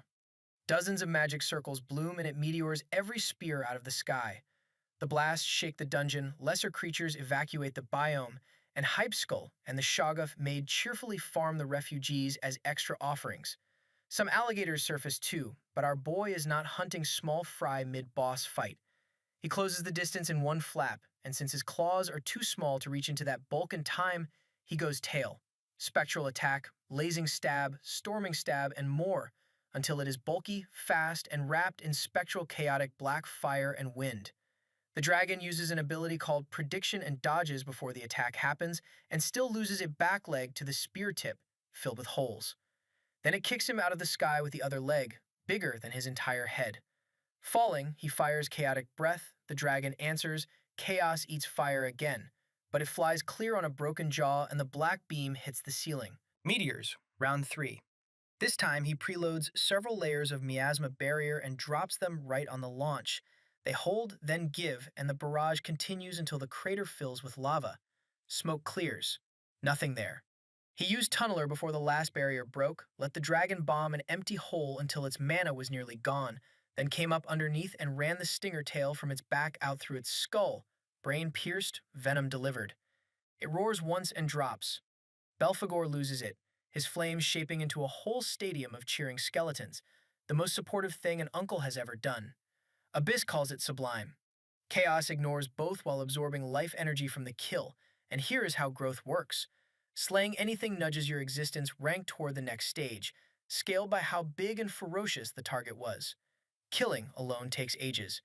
The real methods are turning materials and corpses into items, concoctions, pills, and potions, or being a cheat race like dragons who devour prey for its full essence instead. He reports it was an enriching experience, the pain rather annoying, but he learned some things. A child's book report from the being who just beat a peak X-ranked dragon. The skull pets his head with phantom flare hands. Abyss admits she was worried. He apologizes, shifts humanoid, and pats her head. Then the offerings. Piranha worms and alligator worms by the dozens, plus one premium blazing fire dragon corpse. Nobody notices they empty the entire biome, or that a staircase deeper in the cave leads down, this biome running 20 floors with the neighboring ones worth 20 more. He calls it home, eat, rest, maybe summon more servants. He anchors the teleportation jewel with magic rune creation, the skill from the sealed demons, runes being mana infused into a solid object, stronger the more intent behind them, and with over 100 million mana, his are not humble. The dungeon is livid, strongest monster deleted, biome cleared, and it can do nothing beyond directing monster waves. Back at the castle, Abyss gets nostalgic about the artifact room she was summoned in less than a day ago. Belphegor has been counting, 2 days in the dungeon, so this is day 3 or 4 in the world, though technically our boy is 50 years old. The skull calls the beating enriching for his development into the ultimate evil lord. Chaos does not care about good or evil, considering both personal biases, but hates being called evil because it reminds him of the curse. Out near the star of Orion, immense spaceships fueled by gigantic mana crystals are moving toward Janungagap, the farthest planet in the system, faster than their passengers could cross the void themselves. And those passengers are minimum peak X rank, a few at pseudo-demi-deity realm. White hulls, gold wing decorations, large crosses, and a flag with a long-haired blonde woman under a flashing star. The Aurora planet and the empire of the Heralds of Light, led by the supreme entity of brightness. Yes, the teacher's pet has an empire, and its golden armored passengers are called paladins. The strongest aura belongs to a man with short blonde hair, aquamarine eyes, and pale white skin holding a gigantic blade, bored at the window. His aide, black hair, sharp yellow gold eyes, golden armor, says about a month, maybe less. Why him? Why not his older siblings? Why is he hunting this chimera? The aide gives the corporate line. The royal family has big expectations, and slaying the evil of the galaxy would bring him great merit. Lloyd asked why the aide does not go slay it himself, and the answer is a resounding nothing. He concludes his siblings wanted him out of Aurora, then decides fine, he will finish this part-time job and hopefully get noticed and blessed by the supreme entity of brightness, so his cultivation skyrockets and he catches Arthur Goldencrown, his eldest brother and the crown prince. The aide silently begs the gods for strength. Lloyd cultivates on a runic formation of divine materials, smirking about his prize. And the abomination in question has just woken up. He meant to nap and eat. He mapped until next morning because vampires stay asleep for years, and his only alarm clock is all consumption's undying hunger. He is upset over his lack of self-control, hugs the pillow again because he has never slept on one, then showers in cold nether water.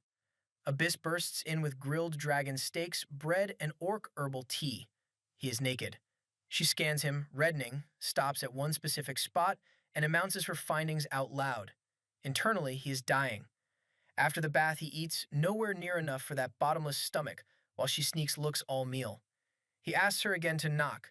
She drops to her knees requesting punishment, which he declines. What he wants is the dragon because those steaks were only worm. On the way out, they collect Belphegor and Dura, who reminds our guy he still wants to use miasma to evolve the orcs. The skull greets him by saying he looks as malicious and gloomy as ever, and Chaos thanks him confused.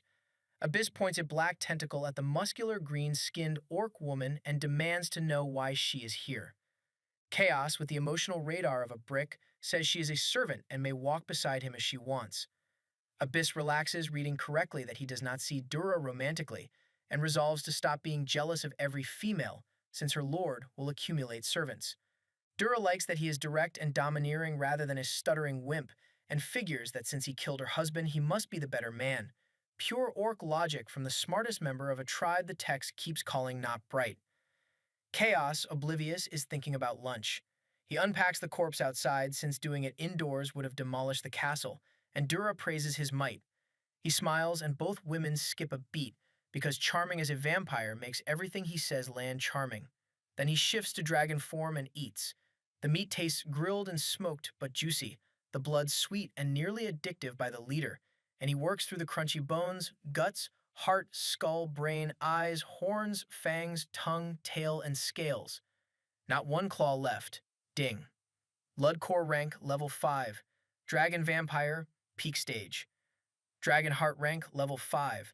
Developing adult blood dragon, peak stage. Existence realm, pseudo-demi-deity 2/9, peak stage. All stats increased. You can now evolve. Again.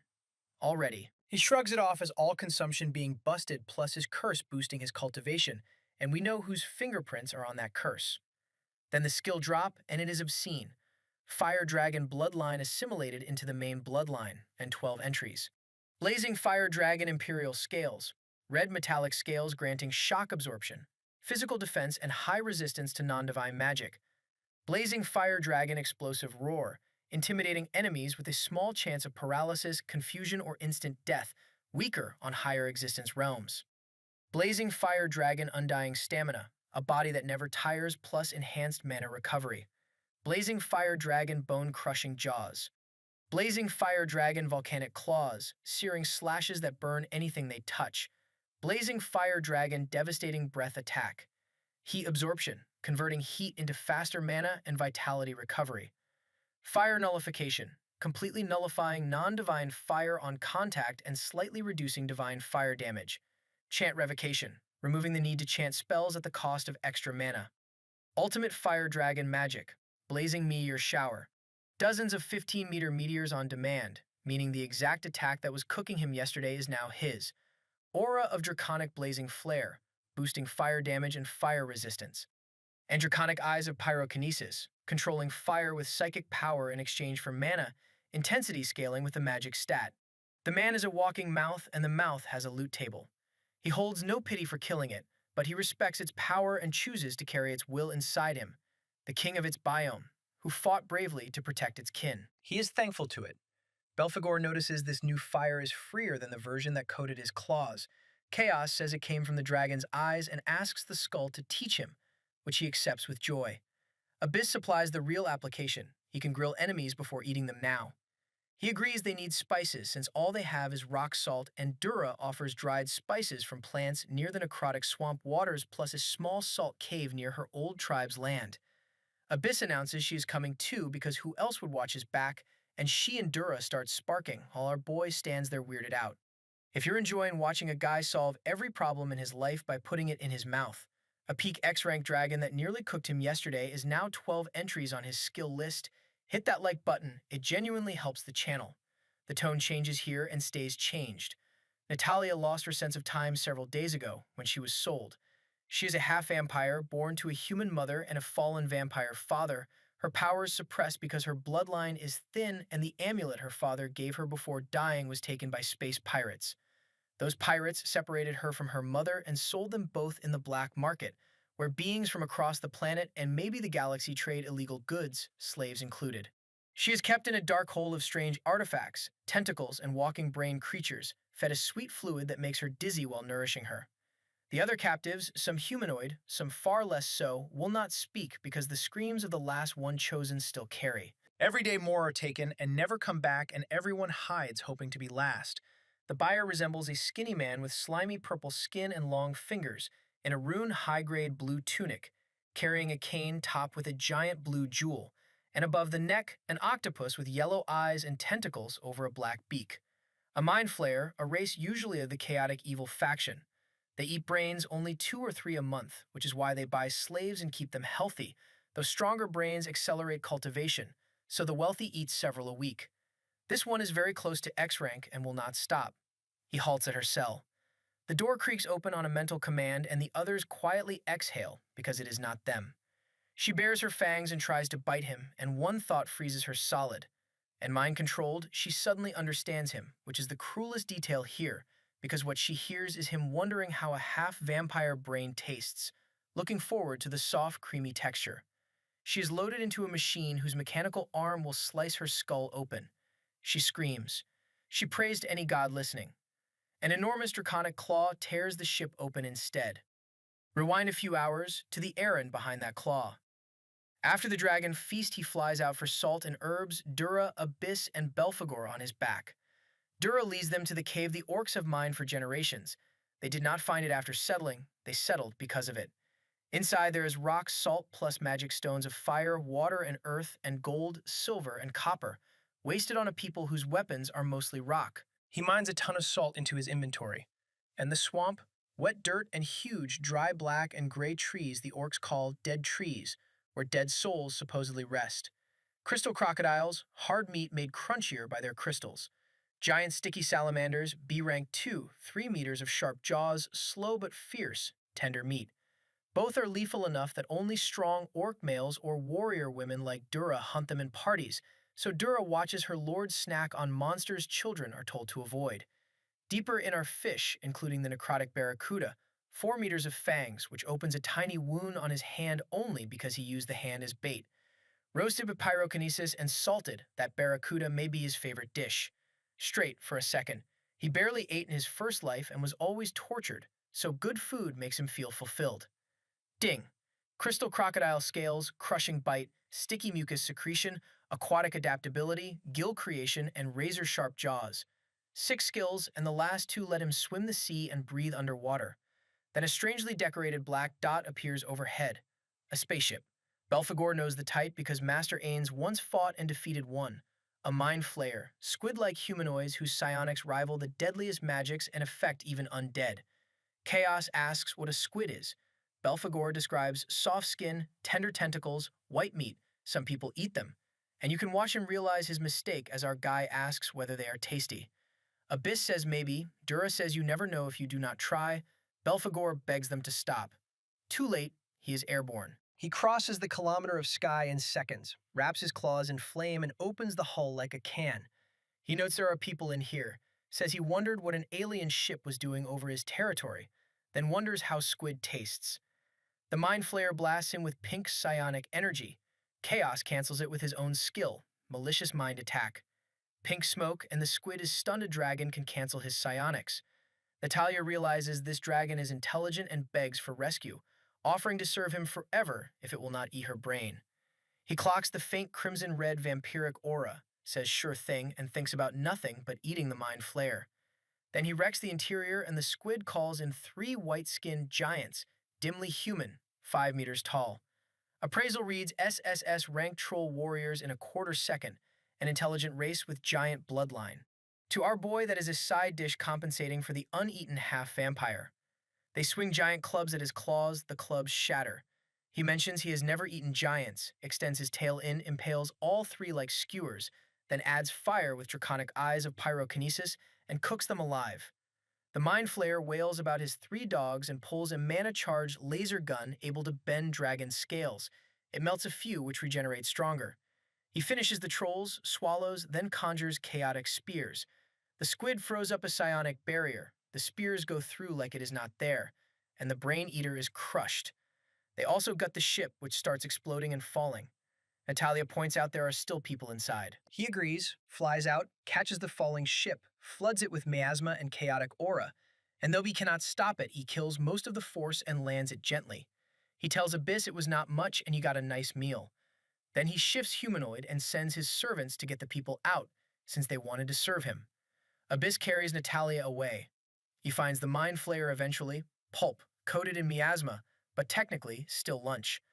The whole spaceship is on fire and our boy does not care, because he is busy licking Mind Flayer pulp and finding out what squid tastes like. Verdict: sweet and bitter, and the bones are very fragile. Ding. High Mind Flayer bloodline assimilated, lesser giant bloodline assimilated, both folded into the existing bloodline, and then 9 skills. Trolls fear-inducing roar, giants corpulence, giants strength, club technique, Mind Flayers psionic arts, Mind Flayers psionic aura, tentacled aberration, telekinesis, and mind blast. Psionic arts is the big one, working like a magic skill that contains spells, a whole library of techniques in one entry, none of which he can use properly without practice. He kills the fire, floods the wreck with miasma, and walks out to find the rescued captives tangled inside Abyss bodies screaming about slime. The Shoggoth maid pouts and informs them she is not a monster, she is Chaos Maid, in a voice so monstrous it doubles the panic. Dura is carrying the half-vampire.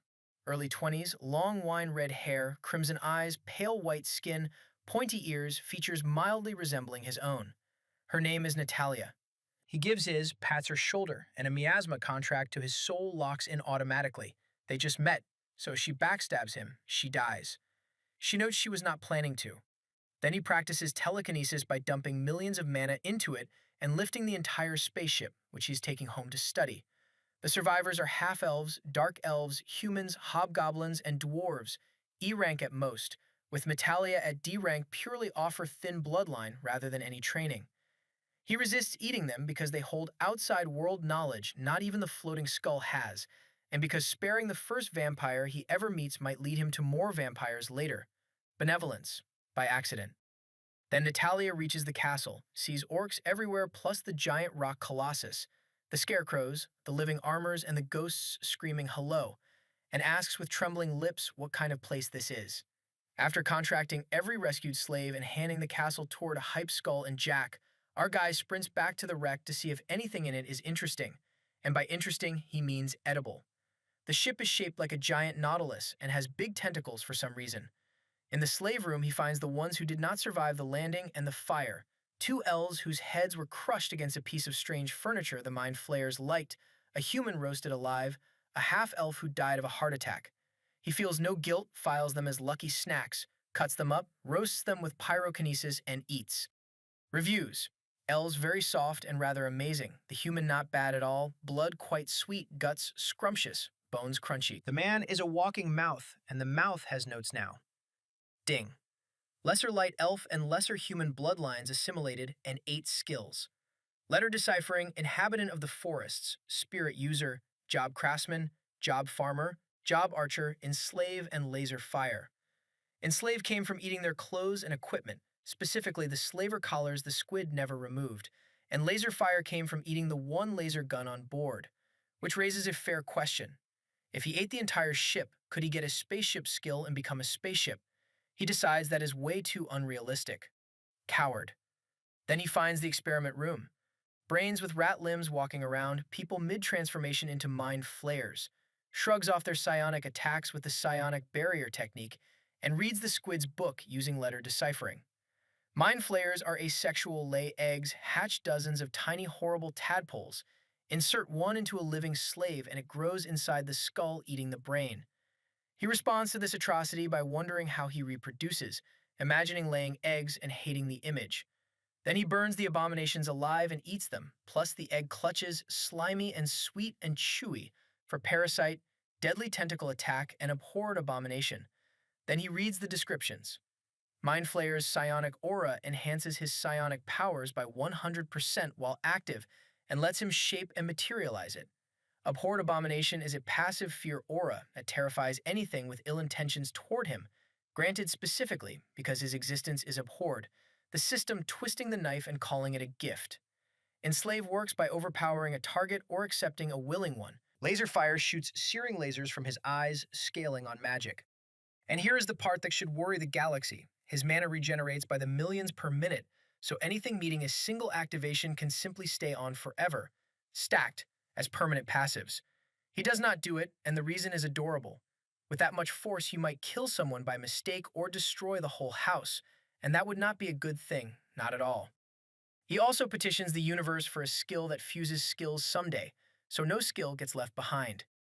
What genuinely fascinates him is jobs. Only elves, humans, and half-humans had them. No monster he has eaten ever had one, not even the humans halfway to becoming mind flayers. A job boosts your proficiency at whatever it covers and grows with you.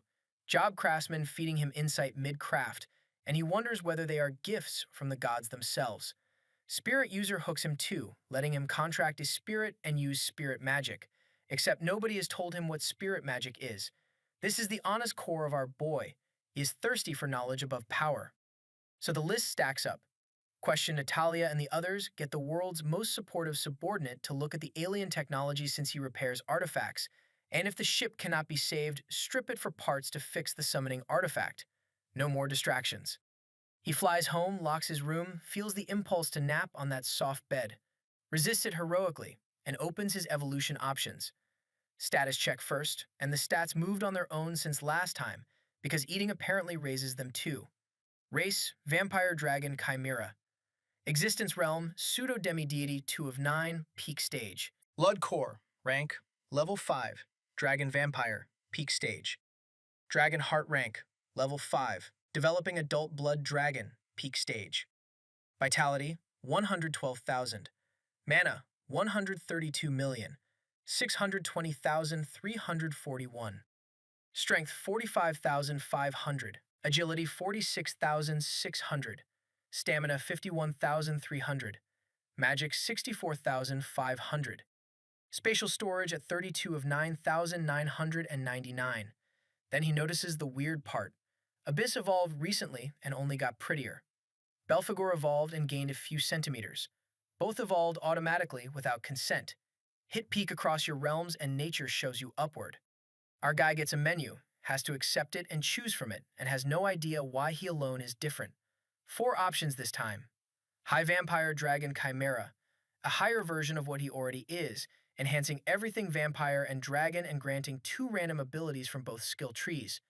Venomous Blood Dragon, fusing venom production into blood manipulation until his blood runs oozy and venomous, 2 randoms from the Blood Dragon and Poison Dragon trees. Blazing Vampire Dragon Chimera, absorbing flame into boiling blood that combusts like a bomb, 2 randoms from Blood Dragon and Fire Dragon. And Brainstealer Dragon, an aberration born from a dragon parasitized by a mind flayer tadpole, a horrendous form covered in jawed tentacles with psionics that shred the minds of the weak and ignorant, 2 randoms from Blood Dragon and Mind Flayer. 2 of them turn him into something that is not a vampire dragon, and that uniqueness is what his father poured everything into building. So Brainstealer and Venomous get scratched immediately. That leaves High versus Blazing, and he sighs that it pains him to admit it, but he supposes he will take the most boring option. Flash. Blood floods over him into a cocoon, and inside it his body melts and regenerates at once, bones rearranging, his entire internal structure rebuilt, even his soul in partial discomfort, all to earn the word High in front of his race name. The cocoon shatters like red crystal and dissolves into mana particles, and he jumps off the bed. Ding. Evolved into High Vampire Dragon Chimera. Blood Core rank evolves to level 6, High Dragon Vampire, middle stage. Dragon Heart rank evolves to level 6, Adult Blood Dragon, middle stage. Existence Realm rakes up to Pseudo Demi-Deity 3 of 9, middle stage. 2 new abilities, both random. Golden Rule. Level 1, from the Gold Dragon skill tree. Power over gold and ore materials to shape and control them. And the more gold and riches he hoards in his lair, the stronger his greed grows and the higher all his stats climb near his treasury. The system just gave a dragon a financial incentive to become a dragon. Second, Hypersensitivity. Level 1 from the Vampire Lycan skill tree. Sensing everything within a radius unless something is using methods above his realm. All 5 senses up 10% per level, 6 sense developable. He wanted a new breath attack. He got real estate advice and a nose. Vitality 182,000. Mana 201,620,341. Strength 72,500. Agility 66,600. Stamina 62,300. Magic 84,500. Level ups everywhere. Dark Vision 5, Immortal Body 4, Supernatural Strength 4, Vampirism 5, Bloodwork 4, Dragon Breath 5, Dragon Scales 5, Vampire Dragon Transformation 5, Venom Secretion 3, Stupefying Charm 3. For context, beings around his realm average 50,000 across every stat, mana and vitality included. The walking power plant just went to 200 million. Instead of gloating, he thinks about the blazing fire dragon, because being strong does not mean you cannot be defeated, and raw power without refinement is exactly the crack that dragon pried open. He needs real battle experience and his will forged in combat, fast, which makes the boundless abyss the ideal training ground, because the heralds of light are a deadline. Under the blank face he is stressed and also genuinely happy, because being free to do as he pleases is the greatest gift possible for someone who spent his entire first life caged in a laboratory. The to-do list. Summon new servants from the corpses through the summoning artifact, interrogate Natalia and the ex-slaves about the outside world, evolve the orcs and maybe the ex-slaves with miasma, and go back into the dungeon for food and shiny things to start a horde, because Golden Rule now pays him to be greedy. The former slaves are in the dining room, dusty and spiderweb filled because no monster in this castle eats, though Abyss clones now cook there all day. He counts 23 new people including Natalia and wonders why a squid with an interstellar ship was flying that low. Probably a quiet route, since this was Ain's territory, and people avoided it because his father shot down passing spaceships with magic cannons and raised the crews as undead. Chaos has no concept of evil, so he simply thinks that is cool, and his admiration for Dad goes up. Then he gets caught peeking around the doorway like a kid outside a party. A young orc boy says his name and startles him, though nothing shows on that permanently blank face. He says he was just looking, and the boy thinks his lord is sure strange, carefully not out loud, because this entity slaughtered his tribe's strongest warriors like nothing. Our guy has psionics now and hears it perfectly, so he asks, "What is strange?" The kid shrieks, meals, apologizes for thinking, and keeps broadcasting, "Please do not kill me," which weirds him out further. Then he realizes reading minds is rude because he would hate it. He has very weird thoughts and would be embarrassed if anyone heard them. So he suppresses his psionic aura, which was passively running several psionic techniques at once, switches off mind reading, and asks the child what strange means, since he does not know the word. Out of the ordinary, he is told. Good or bad? The boy choosing life says it is amazing and that he is very strong. He thanks him for the compliment and walks off. In the dining room, everyone bows and stops eating. Some stay silent and trembling, and he hates his own servants fearing him, so he forces a smile onto an expressionless face, which reads as sadistic and makes it worse. Now they think the smile means he is choosing who to eat. Natalia alone notices and risks talking to him casually, having earned the gossip skill chatting with friends back in her town. She tells him they are only scared of his strength, and that she can tell he is a gentle-hearted man. He answers that those who serve him will never be harmed by him, and that this strength is used to protect them, and the room flips in one sentence. So he sits and asks questions, and within minutes the Shoggoth maid rushes over with the floating skull and dura. Jobs, he learns, are granted by gods to those who work hard according to Edward Sylph. Tall, pale skin, long blonde hair, sharp emerald eyes, the left one blind and white since a former master slashed it. Catherine, shiny aquamarine eyes and long brown hair adds that humans, elves and dwarves are blessed with them, and Natalia has job skills too despite her vampire bloodline, because she is half human. He confirms he got some, since he ate the corpses of her former allies left in the spaceship. They were quite tasty, then reassures her he will not eat her. He asks them to keep the skill-stealing secret, and his gaze goes through every soul until they all instinctively swear silence, possibly an unconscious enslaved command. Abyss complains he is getting awfully close with people they just met, so he pets her and says she is still his favorite, and she wraps him lovingly in her black oozy body. Then he genuinely smiles at her, the only person he has ever done that for. And Natalia quietly decides Chaos might be the one who could save this putrid world from its corruption. These ordinary people in a lawless monster world are, in Natalia's words, the descendants of criminals, escaped slaves and retired space pirates who gathered here centuries ago and lived honest lives until pirates noticed them and started harvesting them. The Black Sea around the island goes by Abyssal Sea, Chaotic Tears, Miasma Sea, or Shadow Waves. Then Edward produces the real treasure, a map of the entire planet of Janungda Gap, inherited from his grandfather, more detailed than anything Ains owned. Two gigantic continents named Jinnun and Gagap, a second sea called the Void Sea that is even deadlier, ice at both poles. Jinnun is reigned by powerful demons, dozens of demon dynasties, demon kings warring for supremacy. Gagap is the wild continent of non-intelligent beasts of enormous strength, plus legends that gods fell there and left a giant pit leading to a divine realm full of godly treasures. Scattered across it are the citadels the space pirates built from gathered spaceships, holding the planet's greatest technology and all of its rot, home to the black markets that sell slaves. He memorizes the map instantly and decides this island is quite safe by comparison. Metalia says kind of, except the coast is filling with delinquents now that the old Elder Lich is gone and the place belongs to nobody. Wrong thing to say near Hypeskull, who flares up that someone so lowly does not recognize whose land this is and merely burns her out of her seat until Chaos calls him off. Then Edward lands a real one. Ains protected them too, seeing them as ants and never bothering them, his presence alone keeping the island secure. Belphegor instantly converts that into a debt. Master Ains protected you, so now you serve his son with your lives, right? They agree fast because anything beats being in Mind Flayer's food stock. Catherine offers job house maiden, earn cleaning for her ill mother, plus cooking. Edward and his fellow elves, all one family, offer librarian and alchemist work. Gradiz, a red-haired, bearded dwarf, offers crafting and forging payable in booze. Natalia offers cleaning or spy work once she develops her powers. This matters. He has grasped that allies bring what devouring cannot. Knowledge, experience, lies with skills attached. He still cannot trust anyone on sight, so each wears a soul contract of chaos magic shaped into chains. Then he has Belphegor gather every orc in the throne room and brings the ex-slaves along, all of whom assume he changed his mind and wants snacks.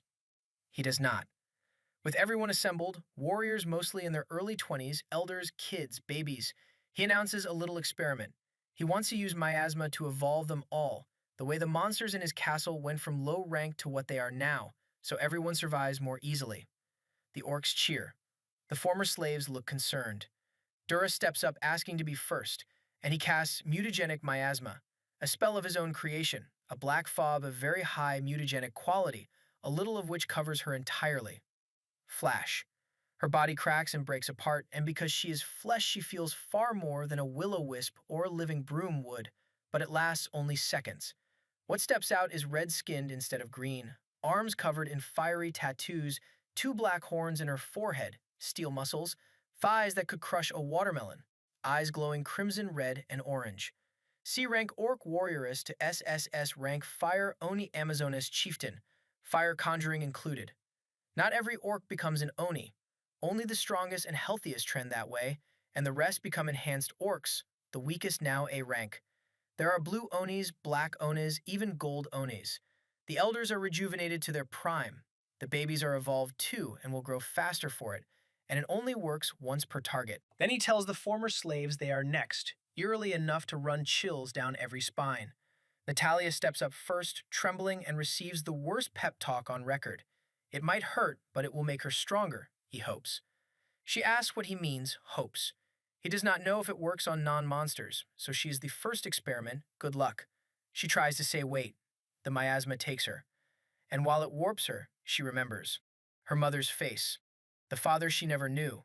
The children of her town looking at her strangely for her wine-colored hair.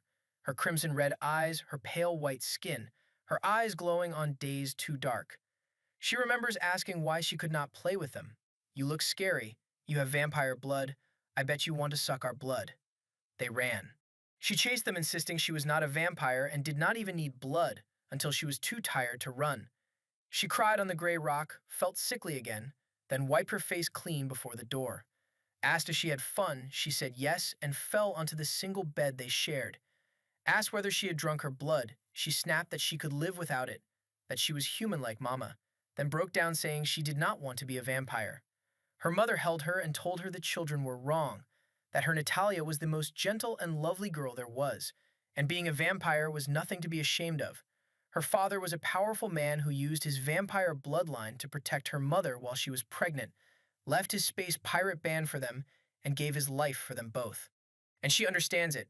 Without her father's vampire bloodline, neither she nor her mother would be alive. Be proud of who you are, at least for Mama and Papa. That power would blossom one day, and when she grew strong, they would respect her. She asked if she could be as strong as Papa. Of course, her mother said, and offered soup with dried meat saved for special days, but not before you drink your blood. She drank it, disliking how at ease and happy it made her feel, like a drug. She used to wonder where it came from. Her mother said hunters shared monster blood. She knows better now and thanks her mother in memory for giving her own blood every day and weakening herself doing it. They were sold separately years ago, and she does not know whether she is still alive. Then the evolution finishes, an aura of blood pouring off her, and she looks at long black claws. Her body is as slim as before, the muscle beneath incredibly strong, her senses far sharper, her ears grown pointy. Something beats in her chest that is not a heart, and she knows it from her mother's stories, a blood core. Belphegor says her evolution triggered her vampiric bloodline. Chaos, studying her, finds it interesting. Quick lore lecture. Blood cores are the special organ vampires possess, letting them cultivate fast by absorbing blood from enemies, which is why our boy, holding both a blood core and a dragon heart, grows like a weed on steroids. Half vampires are not born with one. Natalia's bloodline was thin, so she never developed hers, and most of her vampiric powers went unexplored her whole life. The miasma just unlocked the inheritance from her father. She grips her fists, strong enough to shatter boulders now, wondering if this is the power he used to protect her mother. Chaos tells her well done, and she nearly leaves her body. He waves it off. The miasma was not the whole story. She had a lot of power saved up, and her blood core awakened at high levels straight away. Read the records. Name, Natalia Sange-Gare. Race, Chaos Damper. Existence Realm, X rank, Initial Stage. Blood Core Rank, Level 3, Dampier Night Night, Initial Stage. Bloodline, awakened vampire subordinate bloodline, pale red. Faction, shared with her contract master. Vitality 5,000, mana 20,000, strength 3,500, agility 4,000, stamina 3,500, magic 4,000. Unique skill, Chaos Damper. Night Vision 5 becomes Dark Vision 1, Bloodthirst 3 becomes Bloodsucking 1, Resistant Body 3 becomes Undying Body 1, Strength Enhancement 4 becomes Superhuman Strength 1, plus Blood Manipulation Level 1.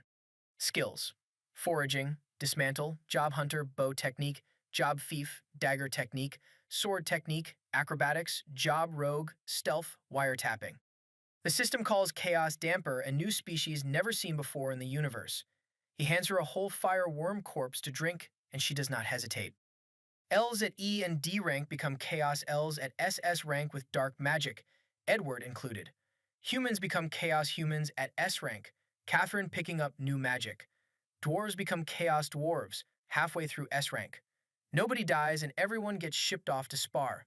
For scale, the Shobeth Maid's sheet reads High Shobeth Maid, Heavenly Rarity, Pseudo Demi-Deity 2 of 9 Peak Stage, Vitality 120,357, Mana 41 million, Strength 53,000, Agility 34,000, Stamina 42,000, Magic 55,000. Mass evolving a whole population costs millions of mana, and for the first time since the blazing fire dragon, he feels sickly and tired. So he eats with everyone and naps, waking around 8 a.m. Straight, no jokes. It is the best sleep he has ever had, because it is the first nap he has ever taken in this world, with no tubes, no syringes, nothing drugging him under. Then he wants to summon. After 3 days of dungeon grinding, he has corpses of everything he killed plus magic crystals mined from the dungeon ceiling. His new retainers, voted in by their own groups, trail him everywhere. Belphegor, Abyss, Dura, Metalia, and Jack the accursed Scarecrow. You could send them away, but a kid who spent his first life alone and abused is not rushing to be alone again. Hyggskull is honest for once, enough for many entities, but the summon rate is completely random.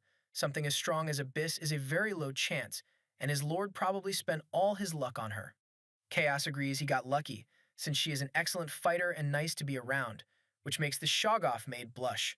She is calmer now, having gained a very small amount of common sense after her dining room reprimand. Jack asks if it is really that random, and Chaos explains with terrifying confidence. You put stuff inside, it makes shiny lights, someone comes out.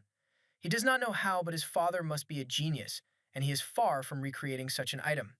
Jack met Master Ains once, back when he ran mostly on the instinct of cleaning dust. Natalia timidly asks if she is even allowed to watch. Dura snaps that an invited guest obviously is. Jealous, the new girl leapfrogged a whole realm, and Abyss agrees, gold eyes gleaming, that she should be grateful to witness the ritual that dragged her into this world. Chaos only wishes more could see it, but the room needs floor space. Down the last stairs into a chamber of abandoned artifacts, and Jack recognizes it instantly. Master Ain's workshop. Natalia calls the machinery advanced magic technology, and our resident aberration tilts his head, so she lectures. Magic technology is a science combining alchemy with technology built from magic and the phenomena of the universe, the things often named physical laws. The laser gun, the spaceship, everything inside it, all magic technology and alchemy, which has pushed countless civilizations forward. Chaos compares it to his old world where humans developed non-magic technology first and merged the two after the apocalypse. He asks why this planet is so wild. Because it is, she says. Magic technology is an expensive commodity. Most civilizations lack it in full splendor, though there are planets covered in enormous cities she has only seen in pictures or on the internet, back when she visited the city of space pirates. Internet. That word lands like a brick through the window. He decides they will visit the space pirate city later, once he is confident in his own strength. Natalia lights up and suggests he could decimate the space pirates and eat them too, since nobody would mind all that scum dying. Our boy nods. Good idea. A lot of food nobody cares about. She is fitting in disturbingly fast. In go fireworm corpses, magic crystals, Chaos's own blood, and piles of his miasma, and the Shoggoth maid proudly donates hers. Belphegor calls it filled. Ding. Enough materials gathered, new summon functions unlocked. 2 types of summoning detected, please pick one. Option 1. Single summon. 5% chance for a phantasmal rank summon. Option 2. X10 summon. 0.1% chance for a phantasmal rank summon. The Elder Lich built a gacha machine, the one blessing in this boy's life. He has never played one, so he has never suffered its true horror, and he still stands there staring at two buttons. He has never played a video game at all. Everything he knows comes from a handful of books and outdated newspapers in his first life. He says it out loud, one summon at a higher chance of something strong or 10 at normal chances, hoping somebody solves it. The floating skull cannot. He does not remember Master Ains facing this menu, only that Ains always summoned many at once. He does recall the artifact binds to the system, most likely through the blood core, and chaos confirms it. Belphegor admits he does not fully get it, but blood cores have properties he never knew about, and connecting to an artifact and then to the system is baffling, so perhaps his lord's blood core is unique on its own. Chaos picks the X10 without a second of doubt. He wants more summons, and he can strengthen them with miasma afterward, so weak does not matter. Ding. The machine trembles, sparks pour off it, and 10 magic circles bloom across the floor outside the artifact, which cannot hold that many. 10 flashes. The roster is 3 skeleton soldiers at normal rank +++, a skeleton magician at unique rank, a blue slime, a red slime, and a green slime all at normal ++, a troll warrior at unique ++, a lizard man shaman at unique +++, and one high succubus at mythical +++. The slimes somehow feel weaker than the skeletons, and the troll is weaker than the ones he already ate. The demoness has porcelain skin, sharp pink eyes with crimson eeriness, purple hair to her hips, 2 little black horns, bat wings, a tail ending in a heart, latex, and an immediate coquettish wink. Hype Skull starts his usual speech about 10 outstanding summons, notices they are rather weak, and pivots midair to nothing naming or miasma cannot fix. All 10 kneel on instinct. Chaos greets them politely and asks whether they can talk. The lizard man screeches, the troll screams, and only the succubus answers. A nameless succubus contracted to him from a faraway hell plane, willing to give her life. He decides to call her Lilith. She thanks him, shines, and evolves into a succubus queen, horns bigger, aura overwhelming. She offers to serve however he desires, and he tells her to move aside, deflating her. She pictured a horny team master and got a boy who does not know what lewd things are or what sex is. Belphegor counts. Enough for 2 more summons. In goes the material, out come 10 more circles. Batch 2 is 2 skeleton soldiers at normal rank +++, another skeleton magician at unique rank, a poisonous scarab at normal rank +++, a skeleton general at unique plus, a giant desert scorpion at unique, a black slime at unique, a skeleton priest at unique plus, an elder treant at mythical plus, and an infernal gazer at mythical +++. The general arrives in heavy armor, the priest in robes, adept at light and healing magic. The scarab and scorpion are car-sized. The black slime is round and bouncy, and Abyss lights up thinking it is another Shoggoth before realizing it is just a slime, since Shoggoths are among the lowest chance summons. The Elder Treant is a 6-meter humanoid of black wood with an old man's face in the bark. The Infernal Gazer is a floating head ringed with eye-tipped tentacles, a bigger eye in the center, a flame at its crown carrying mind-disrupting psionics, eye lasers, and infernal flames. None can speak until a young boy's voice arrives inside Chaos' skull. The Gazer, using the telepathy art, calling itself quite a young Gazer, nothing compared to great elders such as the Beholders. Chaos says that is enough for now since miasma is coming. Lilith gets introduced around, and the Shoggoth maid and Duro watch her with squinted eyes, unaware that succubus charm does nothing here since our guy is immune to mind-affecting powers. He looks over his 20 new monsters and wonders how the succubus would taste or the gazer. Then he shuts it down because he wants friends and allies, not food. After sacrificing his father's former servants to summon Abyss, he has learned summons come with real loyalty. He redirects the hunger toward the boundless Abyss and hits the button again. Quick scene shift. The universe is beautiful, wondrous, and immensely dangerous, galaxies stacking endlessly into clusters until you have to ask whether creation ends at all. Chaos, a child born from an unknown mass of darkness, keeps growing new desires, but the biggest never changes: discovery. Instead, he was dropped into a hostile galaxy that wants him dead, which is why he wants servants strong enough to trust. His blood, abyss is slime, colossus parts, living armor, and his own scales will not do, because the machine needs flesh, souls, or blood from recently killed creatures or living organisms, the way abyss was made. That summoning happened automatically for reasons he cannot explain, with a small rip in space leaking cosmic essence. He wonders if he might pull another otherworldly soul with past life memories, since Lilith and the Gazer both read that way. Lilith openly stating she came from another plane, isekai'd like the maid. Belphegor confirms everything is loaded and that they save magic crystals as ordered, because Chaos wants to practice alchemy and craft artifacts so he can eat them for new skills. Find recipe books, craft items, chew items, cherry pick any skill. The man is a walking mouth with a business plan. Now the last roster. Skeleton Magician, Skeleton Ninja, and Skeleton Rogue, all unique rank. Three-headed Chimera at Mythical++. Frost Wendigo at Mythical++. Blood Frawl at Unique++. Yellow Slime at Unique. Cube Slime at Mythical++. Treasure Chest Mimic at Mythical. And Fire Demon, Ifrit, at Legendary. No normal ranks at all.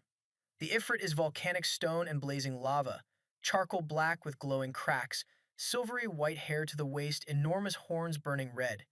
He introduces himself as Or-sama of the Gates of Hell Plane and informs his new master how lucky he is to have him. Lilith recognizes him from near her old demon district, where he wandered around treating everyone like trash.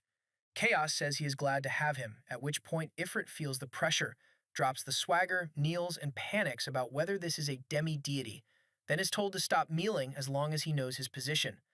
30 new monsters, and somebody has to do the paperwork. Enter Edward, promoted from librarian to castle registrar, logging every servant in the castle, admin he is thrilled about since he can now grind for days without sleep. He asks whether his lord plans to eat any recruits. Chaos says no, better not to eat those who serve him, and Edward calls it a splendid choice, not wanting his filing to die. Then Ifrit demands a name, and Chaos names him Ifrit. Lilith detonates, pointing a long purple nail at him for being named after his race. Belphegor explains that Fire Demon Ifrit is his species, and there are many, so this is like naming an orc. Chaos shrugs, finds it fitting, and doubts many fire demons will be around. Demons are born with a curse-like true name that cannot be spoken without backlash to demon and listener, and Chaos's power exceeds that force of the gates of hell, so naming them rewrites the true name entirely, which is why a nickname makes them stronger. Ifrit becomes a high fire demon Ifrit and gains height, stammering that even his true name has been rewritten.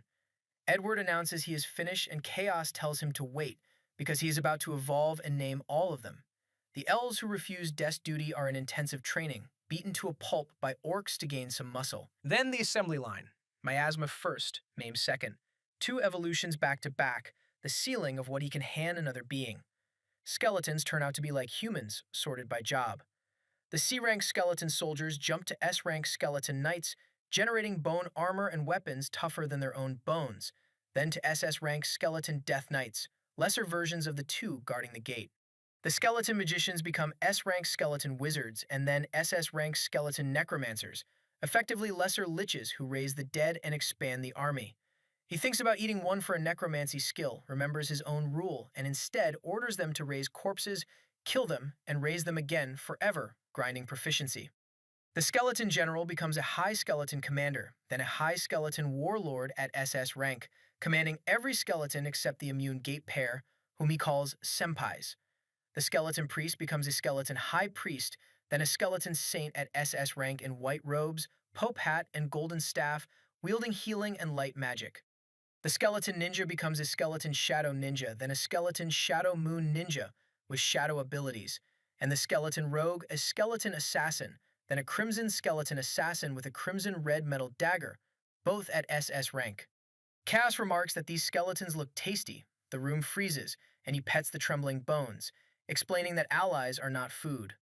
The slimes go next. Reds fire fireballs, blues water bullets, blacks shadows, and all become high slimes, then slime kings at SS rank, crowned with a shining core and dissolving weaker beings like abyss. The cube slime is the standout, a mythical +++ dungeon predator that fills corridors and creeps toward prey, usually stuffed with loot since it only digests organic matter, though this one came out clear. It becomes a cube slime emperor at X rank, gigantic and size shifting, and the slime crew is set to clean the castle by eating organic matter off walls and ceilings, forbidden from digesting anyone without permission. The troll warrior becomes a giant troll warlord at SSS rank, double size. The lizardman shaman takes miasma, a name and a drink of chaos's blood, becoming a high dragonute druid at SSS rank, 3 meters tall and able to speak. Lilith becomes a high knight succubus queen at X rank with more deception skills and much stronger magic. The poisonous scarab becomes a golden sands poisonous scarab at S rank, truck size with a golden exoskeleton. And the giant desert scorpion, a giant golden dunes scorpion king at SS rank, whose stinger impales an orc instantly. The Elder Treant becomes a high Elder Treant druid at SSS rank, enhancing plants and animals, triggering a farm plan with the gardener's skilled scarecrows so our boy can taste vegetables. The Infernal Gazer becomes an Infernal Beholder at X rank, and the 3-headed Chimera grows 3 more as a 6-headed Chimera King at SSS rank. The Frost Wendigo, an undead wrapped in blood, flesh, and animal pelt, becomes a Winter Wendigo Queen at SSS rank, apparently female, able to take the form of a half-goat woman with a goat skull over her head, and to talk. The Blood Thrall is the Sad One, a lesser caste of vampire, an elf or human infected with vampire blood who never completed the change and went feral. Miasma and a name make it a high blood elf at SSS rank, sentience restored, abilities like Natalia's, still beastly and adjusting. Then the treasure chest mimic, the classic loot-shaped ambush predator. Chaos inspects it and finds the chest is a shell housing a fleshy red mollusk, and the thing is gentle with him, licking him with its giant tongue. It becomes a greater treasure chest mimic than a doppelganger at X rank, shapeshifting into far more than furniture. He names it Boxy. Ifrit takes heavy miasma and becomes a high infernal demon Ifrit king at peak X rank, 4 meters tall, studded with horns, hair burning as open flame, and Chaos mentions how tasty he looks and wonders what skills he would get, scaring the demon out of his lava that never touches him. And every mass evolution leaves him exhausted, though not in his body. The chaos and miasma come from his chaotic soul, so the more he spends, the more soul mass he burns, recovering slowly like mana. It may explain the 200 million, a soul so immense, with so much empty space for mana, that overspending costs only a few hours of sleep. His servants wonder how to strengthen his soul, and the world's most supportive subordinate has an answer: teach him to devour souls. So while Chaos naps, Belphegor takes the ethereal undead out to net a few hundred wandering souls while skeletons guard, and orders everyone else to hunt so their lord wakes to a feast of skills. Under Ains's barrier, the area was peaceful. Now beasts swarm the castle, driven half insane by the miasma Chaos constantly leaks. Abyss shapeshifts into a giant fist and turns a nether dark wyvern, SS rank and matured enough to rival SSS, into a stain. Another nether dark wyvern hits the dirt, a burned young adult, and Dura caves its skull in with her giant axe, leaving her coated in blood and gore like a red-skinned barbarian, which several male orcs find attractive. Those males were the village leftovers, warriors sickened or missing limbs who minded children until evolution restored them, and Chaos has designated most of them to reproduce with the many females. They are flustered and doomed, since the entire female orc population is already his fan club and he has not noticed. He does not know how creatures reproduce, only that they can. He needs a biology book. Dura is the strongest of them, a fire Oni whose beauty went up tenfold. With 2 children she overprotects, and every orc knows her odds with Chaos are best and still slim. She wants to greet him with a delicious meal when he wakes and see him smile.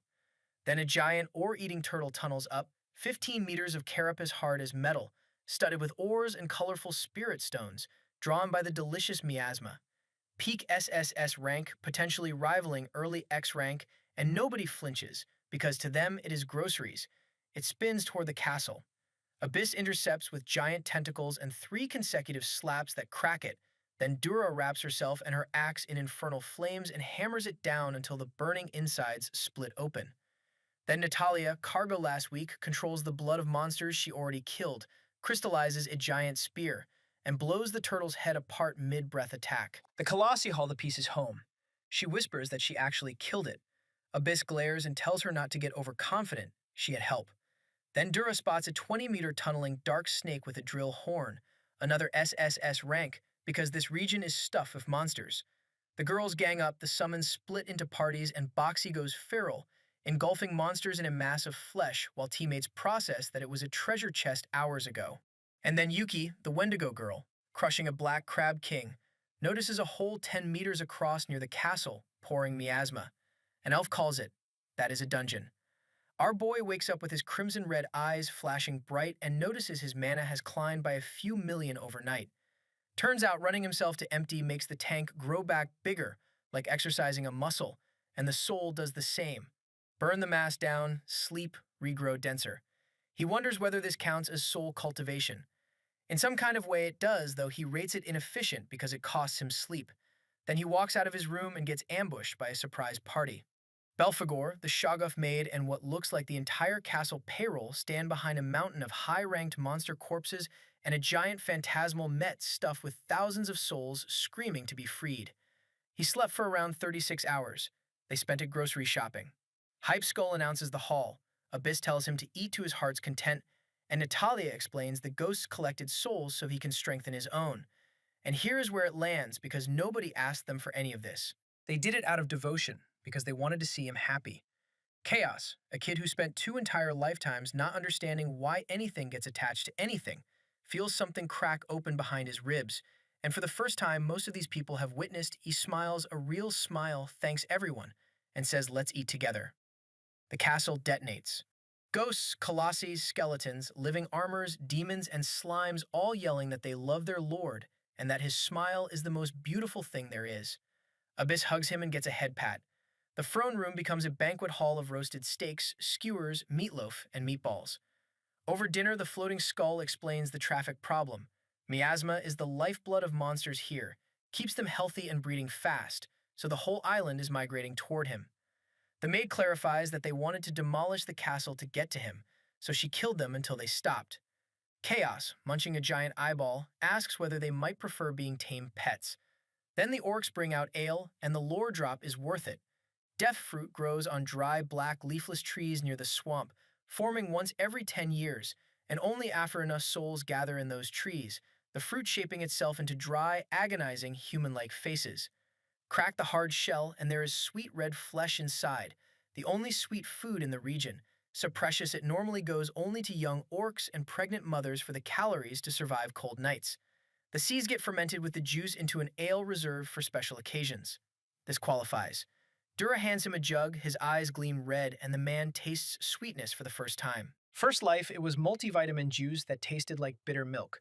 This life, it has been raw meat, bone, skin, organs, and blood has a sweetness, but not this refreshing, slightly spicy kind. He finishes the jug in seconds, feels heat in his chest, wonders if that is what drunk means, and the buzz evaporates after 1 minute because he is a vampire dragon. Belphegor proposes industrialize sacrilege. Plant those trees here, let the scarecrows and the elder treants supercharge growth and fruit production. And if a tree needs souls, go find souls and insert them. Dura protests that it is a sacred tree. Chaos says sacred or not, he wants more of that flavor. And Dura discards generations of tribal faith in 1 second and meals, pledging to make ale all day long. He thanks her, pets her silky white hair, and calls her a good girl, which nearly ends the fire Oni. Not even a giant muscular former orc escapes the petting habit, and the other orcs seethe. Then back to the buffet. Black-scale wyverns eaten by shapeshifting only his head into a giant dragon head. Creamy brains, crunchy bones, marrow, even the wing membranes, plus turtle carapace and a black-furred wolf with a crimson-red horn. Somewhere between the meat and the ale, he realizes these people are family, and quietly cancels any plan to eat them. Time flies, and our resident aberration checks the receipts, which are enormous. The wyverns hand over nether dark claws of corrosion, spear-tipped tail of the nether wyvern, nether dark scales creation, wyvern eyes of rotting, nether magic, breath of death, nether dark wyvern wing growth, nether resistance, and fear-inducing roar. The turtles pay out ore-eating jaws, hardened ore shell, shell defense, spinning shell, and high-speed excavation. The wolf contributes dark shadow steel hide, gleaming wolf eyes of malice, crimson red horn of infernal flare, magic enhanced muscles, magic enhanced bones, enhanced wolf senses, paralyzing roar, and high-speed charge. Then the leftovers, shadow resistance, thermography, poison resistance, sense presence, evil snake eye, and deadly stench. Read a few of those descriptions and appreciate what a buffet actually buys you. Wyvern Eyes of Rotting starts rotting any living thing within 5 meters of him unless it is strong enough to resist. Fear-inducing roar can kill weak beings outright from pure horror. The nether scales resist most elements except holy, light, and fire. Sense Presence covers a 5-meter perimeter and scales up with mana. And Deadly Stench releases a smell that makes most living beings abhor him, although the system politely notes that some might like him more, a sentence I will be thinking about all week. Most of these are passive, meaning he flips them on and forgets about them. He is already itching to take the new toys down to the dungeon and eat more things to get more things, an infinite loop he is fully aware is necessary because of what is coming for him. But dinner is not finished. Abyss points at the net and suggests the souls, and Belphegor explains the supply. This planet has enormous numbers of wandering souls because the transmigration cycle is very far away, so its pull is weakened here. Chaos raises a claw and conjures a new construct out of spectral attack and chaos magic. A huge expanding grabber he names Spectral Chaos Claw hooks the net and starts slurping souls like noodles. He eats every last one and their crying does not register. All consumption apparently digests souls without complaint. The interesting part is where they go. Not his stomach, but what feels like a second stomach inside his soul, where they dissolve into raw soul energy and fuse in. His soul blazes darker, bigger, denser, and he even picks up stats. 4 more skills too. Soul Eater, absorbing soul's density and mass, with specially empowered souls granting other kinds of power. Soul Manipulation, limited by his soul strength.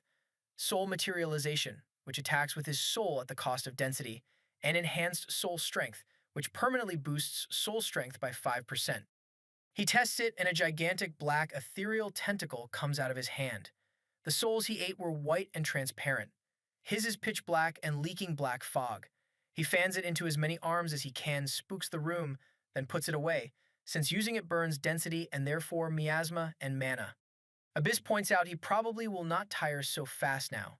He agrees, then says his soul is way too big and he needs more souls and bigger ones. The world's most supportive subordinate offers to put the undead team on daily soul harvesting so his lord can enjoy a life of relaxation, and our guy turns down the retirement package because growth handed to him stunts him. Dura suggests the dungeon from a few days ago, and Chaos agrees but wants more people along so everyone farms essence. And then Yuki, the Wendigo, who now takes a beastkin form with goat legs and a skull mask, arrives with news she almost forgot.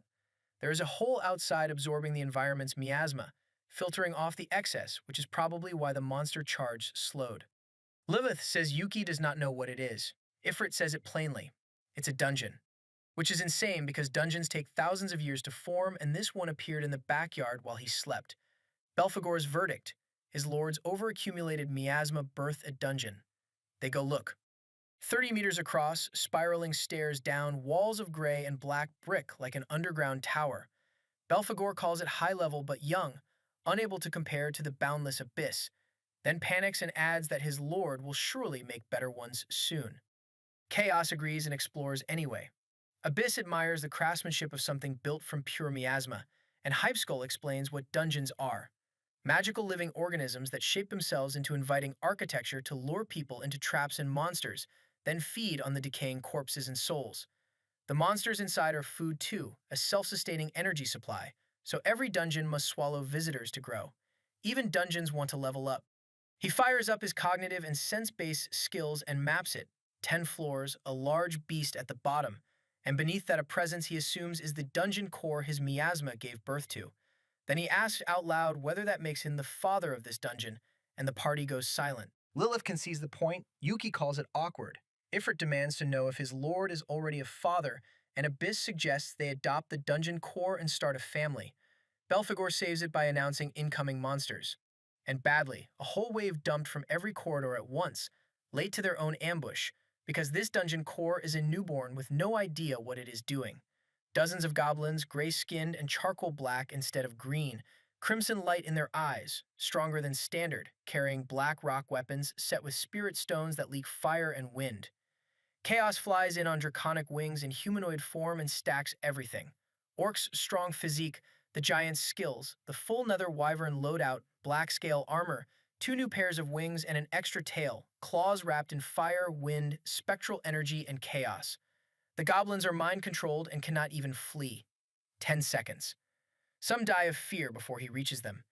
No treasure again, just corpses, so Belphegor grills them, and our boy clears the lot in 3 minutes, suspecting all consumption is why he is permanently hungry. The goblins pay out slim movements, cunningness, and chaos birth monster. Cunningness accelerates his thought process when he is scheming, and chaos birth monster boosts his power in high miasma areas. His reaction to becoming cunning, he does not feel any different. He also eats the goblin weapons and gets nothing, having already had spirit stones. The man is a walking mouth with a completionist streak. Deeper in come gray and black hobgoblins, stronger but capped at B rank. Village flattening material, here cannon fodder. Goblins taste bland, hobgoblins slightly less so, and he notes that if this dungeon stays, everyone had better get used to goblin for dinner. Then a black hobgoblin king, comparable to A rank, becomes Swiss cheese via his tails and drops leadership and command, which buff his servants' stats and coordination while he leads. That is what the king was using on its own troops, and Chaos files it under useful for the wars coming. 4-5 upgrades the menu. Lesser Chaos worms, small black-scaled dragons with crimson eyes and Chaos attribute breath, peak A rank with some hitting S rank, plus car size lesser void bats, black-furred horrors with a void in their stomachs that vacuums prey in and crushes it. He practices blood work on them, crystallizing blood into spears and punching holes through skulls. Then the boss shows up, a 10-meter void bat king around peak S rank, opening its vacuum to inhale him. He flies straight at it and asks whether it can vacuum his soul. It cannot. His soul erupts as blazing black chaotic claws and dices it while its shadow bullets accomplish nothing, and the attack barely costs him density. Add a chaos poisonous fang rat and eat everything. Worm meat red and tender with sweet blood better grilled. Bats tough but fine, rats gone in one bite. And collect chaos scales generation, deadly chaotic bite attack, void resistance, and the broken one, vacuum stomach. A void of perpetual blackness that swallows anything within 5 meters and grows stronger the more mana he feeds it. His only comment is a sincere question about how many attributes this universe has. Quick perspective shift, and this one stings. The little dungeon core popped into existence out of accumulated miasma with the one instinct every core is born with: expand. Primitive intelligence, no experience, so it burrowed underground, planted itself like a seed, gathered energy, and within hours conjured bricks, torches, and monsters from nothing. It wanted more, the planet, then the galaxy, because that is what dungeons are. Then comes the second desire every dungeon develops: eating. Which is why they sacrifice their own monsters, force them to breed, generate riches as bait and traps as teeth, and convert corpses and souls into growth. Dungeons like the Boundless Abyss are old and smart enough to spend energy on a dungeon's will and puppet their own architecture. This one has none of that and skipped treasure entirely because it decided riches were useless, which is why our boy keeps finding no loot. Then guests arrive and do everything wrong. They eat its monsters, refuse to slow down, and its traps do nothing. Chaos gets doused in boiling oil repeatedly and takes 0 damage. Then the Shoggoth maid licks him clean because she cannot stand seeing her master nasty. So the core panics, dumps every scrap of remaining energy into its final boss, and forces an evolution. Chaos breaks the boss gate and finds a dragon. Black scales, crimson red eyes, enormous black wings with red membranes, around 40 meters tall, a chaos dragon at peak X rank, exactly the tier of the blazing fire dragon. Sound familiar? That's right, we're back at the opening scene. Belphegor loses it. Abyss notes it looks like her lord's dragon form. Dura offers to fight alongside him. Natalia admits she's overwhelmed. Chaos says no, alone, because this is the perfect benchmark for everything gained since the fire dragon. Then he explodes into black smog and flame and comes out nearly 40 meters, double the 20 he used to manage. His cheer squad yells encouragement, which embarrasses him, and he answers the dragon's roar with a black chaos nether flame breath. Fire dragon breath fuse with his chaos and nether breaths. The dragon ducks. The wall does not. The chaos dragon leaps, and chaos meets it with his soul shaped into giant fists, raining meteor jabs on its skull. I was fully expecting his soul to be a blind spot. It is his second weapon. The dragon coats itself in chaos aura, claws his soul apart, and tail whips him into the ground, where he survives because he has layered shells, scales, and crystals until he is a tank. Then Vacuum Stomach opens, 15 meters of void, dragging the dragon in by its tail, which gets crushed to pieces. It amputates the tail with its claws to escape. It answers with magic circles and a shower of chaos spears, his own attribute used against him, so he replies with Meteor Shower, no longer a spell for him, but a skill he fires with a thought. The dragon then tries the exact spear-tipped tail from below trick our boy used on the fire dragon, so he twists, ignites himself with fire dragon blood, and drops onto its head like a meteor. He calls it too easy and crushes its neck. And then it does the thing nobody expected. Its own soul overflows and detonates in a shockwave that throws him back. The fire dragon never did that. Chaos works it out mid-fight. This dungeon was built from his miasma, which comes from his soul, so the dragon is a clone of him minus the vampire half, and its soul already knows how to move. He tests the theory with a kick that uppercuts a 40-meter dragon into the ceiling, fires meteor shower upward, finds it has fire resistance, and recompiles the spell with wind, electricity, and shadow so the meteors chase it around the hall, exploding into elemental blasts. Vacuum's stomach yanks it back. He eats a full breath attack on his shells and punches it into the floor by the forehead. Then the tentacles come out, the Mind Flayer ones and the tadpole-infected bodies, reshaped into limbs lined with razor teeth, holding it down while the void crushes its arms and legs and finally its head. He eats it alive, soul included, and grows again. He announces that he is stuffed, fair, after eating a whole dungeon's worth of monsters plus the final boss. The system agrees. Blood Core rank level 6, High Dragon Vampire and Dragon Heart rank level 6, Adult Blood Dragon both climb from middle stage to upper stage, and Existence Realm's Pseudo-Demi-Deity 3 of 9 goes from middle stage to upper stage. Stats climb and the dragon pays 5 compatible skills, Chaotic Dragon Magic Enhancing Black Blood, turning his blood black and running mana through his bloodstream to boost casting. Chaotic Miasma Breath, a pure miasma breath attack that disrupts other attributes and causes unhealing wounds. Draconic Eyes of Chaotic Disruption, which disrupts any non-chaos attribute within 5 meters of his gaze. Mana Mastery, and Chaos Dragon Abyssal Soul Aura, granting strength and stamina bonuses while boosting chaos magic. He leaves nearly all running as passives, since his mana regenerates faster than they drain it. Abyss jumps him and cleans him off. Then Belphegor drops real advice. Conquer the dungeon and tame the core. Master Ains did this, and every dungeon he conquered was released when he died. The method: beat the last boss, find the core, dominate its will with your magic, become the dungeon master. Belphegor guesses anything above pseudo-demi-deity might create or own one. Chaos mentions he already located the core, stomps the floor apart, and drops into a hidden chamber he scouted before the fight. Dark vision on, and there it is, a small semi-transparent white sphere, trembling. Drained, defenseless, terrified the monster who ate its strongest creation will shatter or eat it too. Straight, no jokes. Chaos feels its fear, touches it, says he does not want to eat it, and offers it work producing monsters in exchange for mana to help feed his people. The core stops shaking, feeling compassion in those eerie crimson eyes and recognizing something it lacked. It flies at his chest and rubs against him like a hugging child. He hugs it back and feeds it mana until it turns from white to black and a soul connection forms. The window confirms it: Dungeon Master status, a soul connection with the dungeon core, and the skills Dungeon Master and Dungeon Plunder. His mana floods the structure, the dungeon expands, monsters spawn in bulk, the core doubles in size.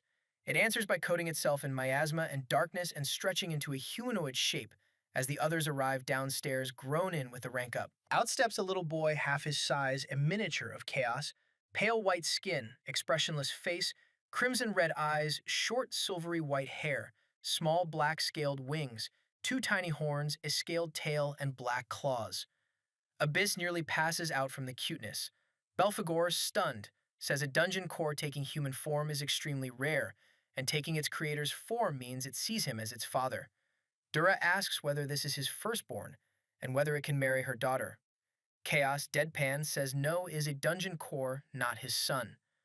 Every girl descends on it, and it ignores them all, hugs Chaos around the belly, says Papa. Our boy considers kicking it, decides that is rude after hugging it, and allows it. Belphegor calls it a little lord, and the core repeats it back, learning words in real time. Lilith asks for a name, Chaos suggests Chaos, and Ifrit explains why you cannot name a son after yourself. The little one flies up, kisses his forehead, calls him Papa again. That warmth lands and he names it Erebus for darkness, fitting that much dark energy. Then he leaves and Erebus cannot follow, since a core is bound to its dungeon.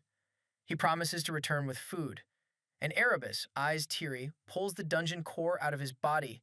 Core and body look at each other, and the core splits in half, one piece flying to Erebus, the other staying to regenerate. Erebus thanks it, pets it, and walks out after his papa. Nothing like this has ever happened in galactic history. Chaos hears a small crack, turns, and catches a flying child. Belphegor demands to know how it left the dungeon. It never left, Chaos says. It divided itself. Back at the castle, our boy pulls up the universal origin records. Race, High Vampire Dragon Chimera. Existence Realm, Pseudo-Demi-Deity 3 of 9, Upper Stage.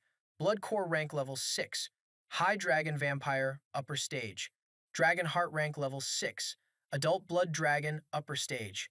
Bloodline, Mixed Vampire Dragon Bloodline, Crimson Red. Faction, still Primordial Evil, Galaxy's Calamity, Forced by the Curse. Plus a new line, Dungeon Core. Chaotic Dungeon Core, X rank 5 of 9, weakened, regenerating. Abilities open with the 3 unique skills. Chaos Born, Unique Existence, Vampire Dragon, and All Consumption. Vitality 255,000. Mana 242,730,450. Strength 116,000. Agility 92,000. Stamina 102,300. Magic 122,500. Dark Vision level 5. Immortal Body level 4. Supernatural Strength level 4. Vampirism level 5. Bloodwork level 4. Dragon Breath level 5. Dragon Scales level 5. Vampire Dragon Transformation level 5. Venom Secretion in Claws, Tail, and Fangs level 3. Stupefying Charm level 3. Golden Rule level 2. Hypersensitivity level 2. And the new pair, Dungeon Master and Dungeon Plunder. 1 week old, vitality more than tripled, mana nearly doubled, and evolving a whole dungeon core left him fine, so his soul grew too. That night the castle feasts, and the staff crown Erebus the little prince of chaos. Chaos also compacts his miasma, so he stops accidentally giving birth to things. One is enough. Dinner is high black hobgoblins and greater chaos worms. Tastier now they rank higher, but no new skills. He stripped that family clean. Erebus eats bottomless. The Shoggoth made coos. He is just like his father. And Dura asks if it is yummy. Yummy it is. With a dungeon core on his lap, he appraises the boy. Name Erebus. Race, Chaos Dungeon Dragon Source. Existence Realm X rank 5 of 9, initial stage. Dragon Heart rank level 3, Young Dungeon Dragon, initial stage. Faction, shared faction with Creator, so the toddler is a galactic war criminal by association. Vitality 45,000, mana 2 million, 150,000, strength 15,500, agility 5,500, stamina 10,000, magic 8,000 with unique species. Dungeon Dragon, Chaos Dungeon Core Heart level 1, Dungeon Capabilities level 1, Ethereal Darkness Body level 1, Supernatural Senses level 1, Dragon Breath level 1 and 2 skills, Shapeshift and Overeating. Overeating, on the sheep. Genetics undefeated. The description confirms a brand new race. A dungeon core contaminated with miasma and a chaos dragon's soul essence, split from its true core, its real body, that core. The rest materialized shadow and miasma, able in time to make monsters, traps, and riches. A living dungeon with legs.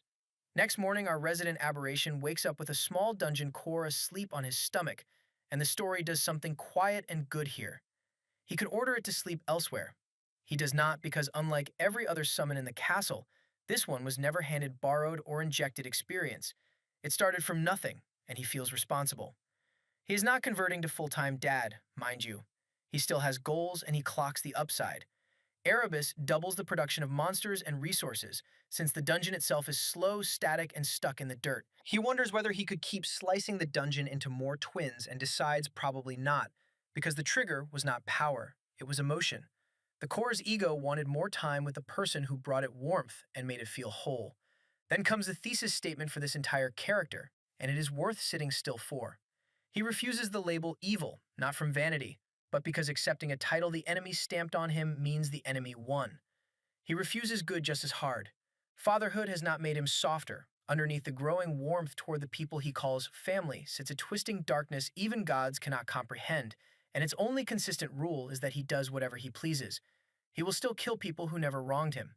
He is extremely selective about who gets counted as family. He spent one entire life as a guinea pig wanting to die, so he hates being used above all else and wants to be a free soul. He notices that even mindless monsters sit around with their colonies and simply enjoy being alive, and decides that is the goal to live. He grips his fists on that resolve, holds the moment, then ruins it beautifully with one thought. He is hungry. Breakfast, then, and Erebus wakes the second his papa does and asks for it by name. Chaos carries the kid through the castle like an actual toddler, and the staff nearly faint, one scarecrow openly wishing he could be Lord Chaos's son and getting told to stop saying weird stuff. The table is loaded with meat from Erebus's dungeon plus vegetables and fruit Dura gathered near the swamp on her own time, purely because she likes seeing him smile. Abyss hugs both of them. Erebus proudly says her name, and the Shoggoth maid immediately angles for a promotion to Mama. Chaos deadpans that she is not his mother. The boy has no mother. She counters with adoptive one plus a wink. And here's the thing. My guy is not naive. Zero experience with girls, full perception, so he clocks exactly what she's proposing, says he will think about it, pets her head, and sits down to eat while she melts into a giggling puddle on the floor. He ignores it. Everyone here is strange. He is the strangest. Nobody judges him, so he judges nobody. Then he inhales giant grilled Chaos Dragon steaks in seconds.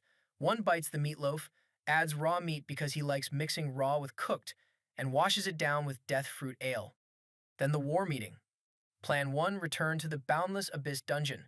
Complete it, devour everything inside, which Hypeskull claims he was about to suggest anyway.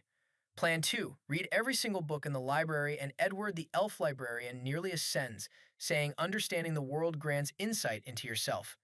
Plan 3, sweep the island toward the coast where the former slaves ran into space pirates and eat the pirates to find out whether they carry skills. He states plainly that he is not exerting any kind of justice. Everyone gets hyped anyway because the planet finally gets to see what he is. Then the side projects and the castle mobilizes like an anthill.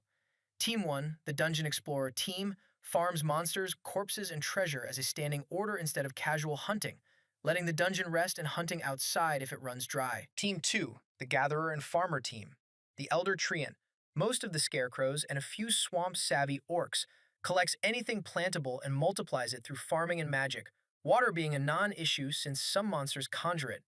They also get one assignment I adore: find a monster raisable like cattle. Chaos specifically wants something that produces milk because he wants to know whether yogurt and cheese are possible. The galaxy's Calamity is launching a dairy startup.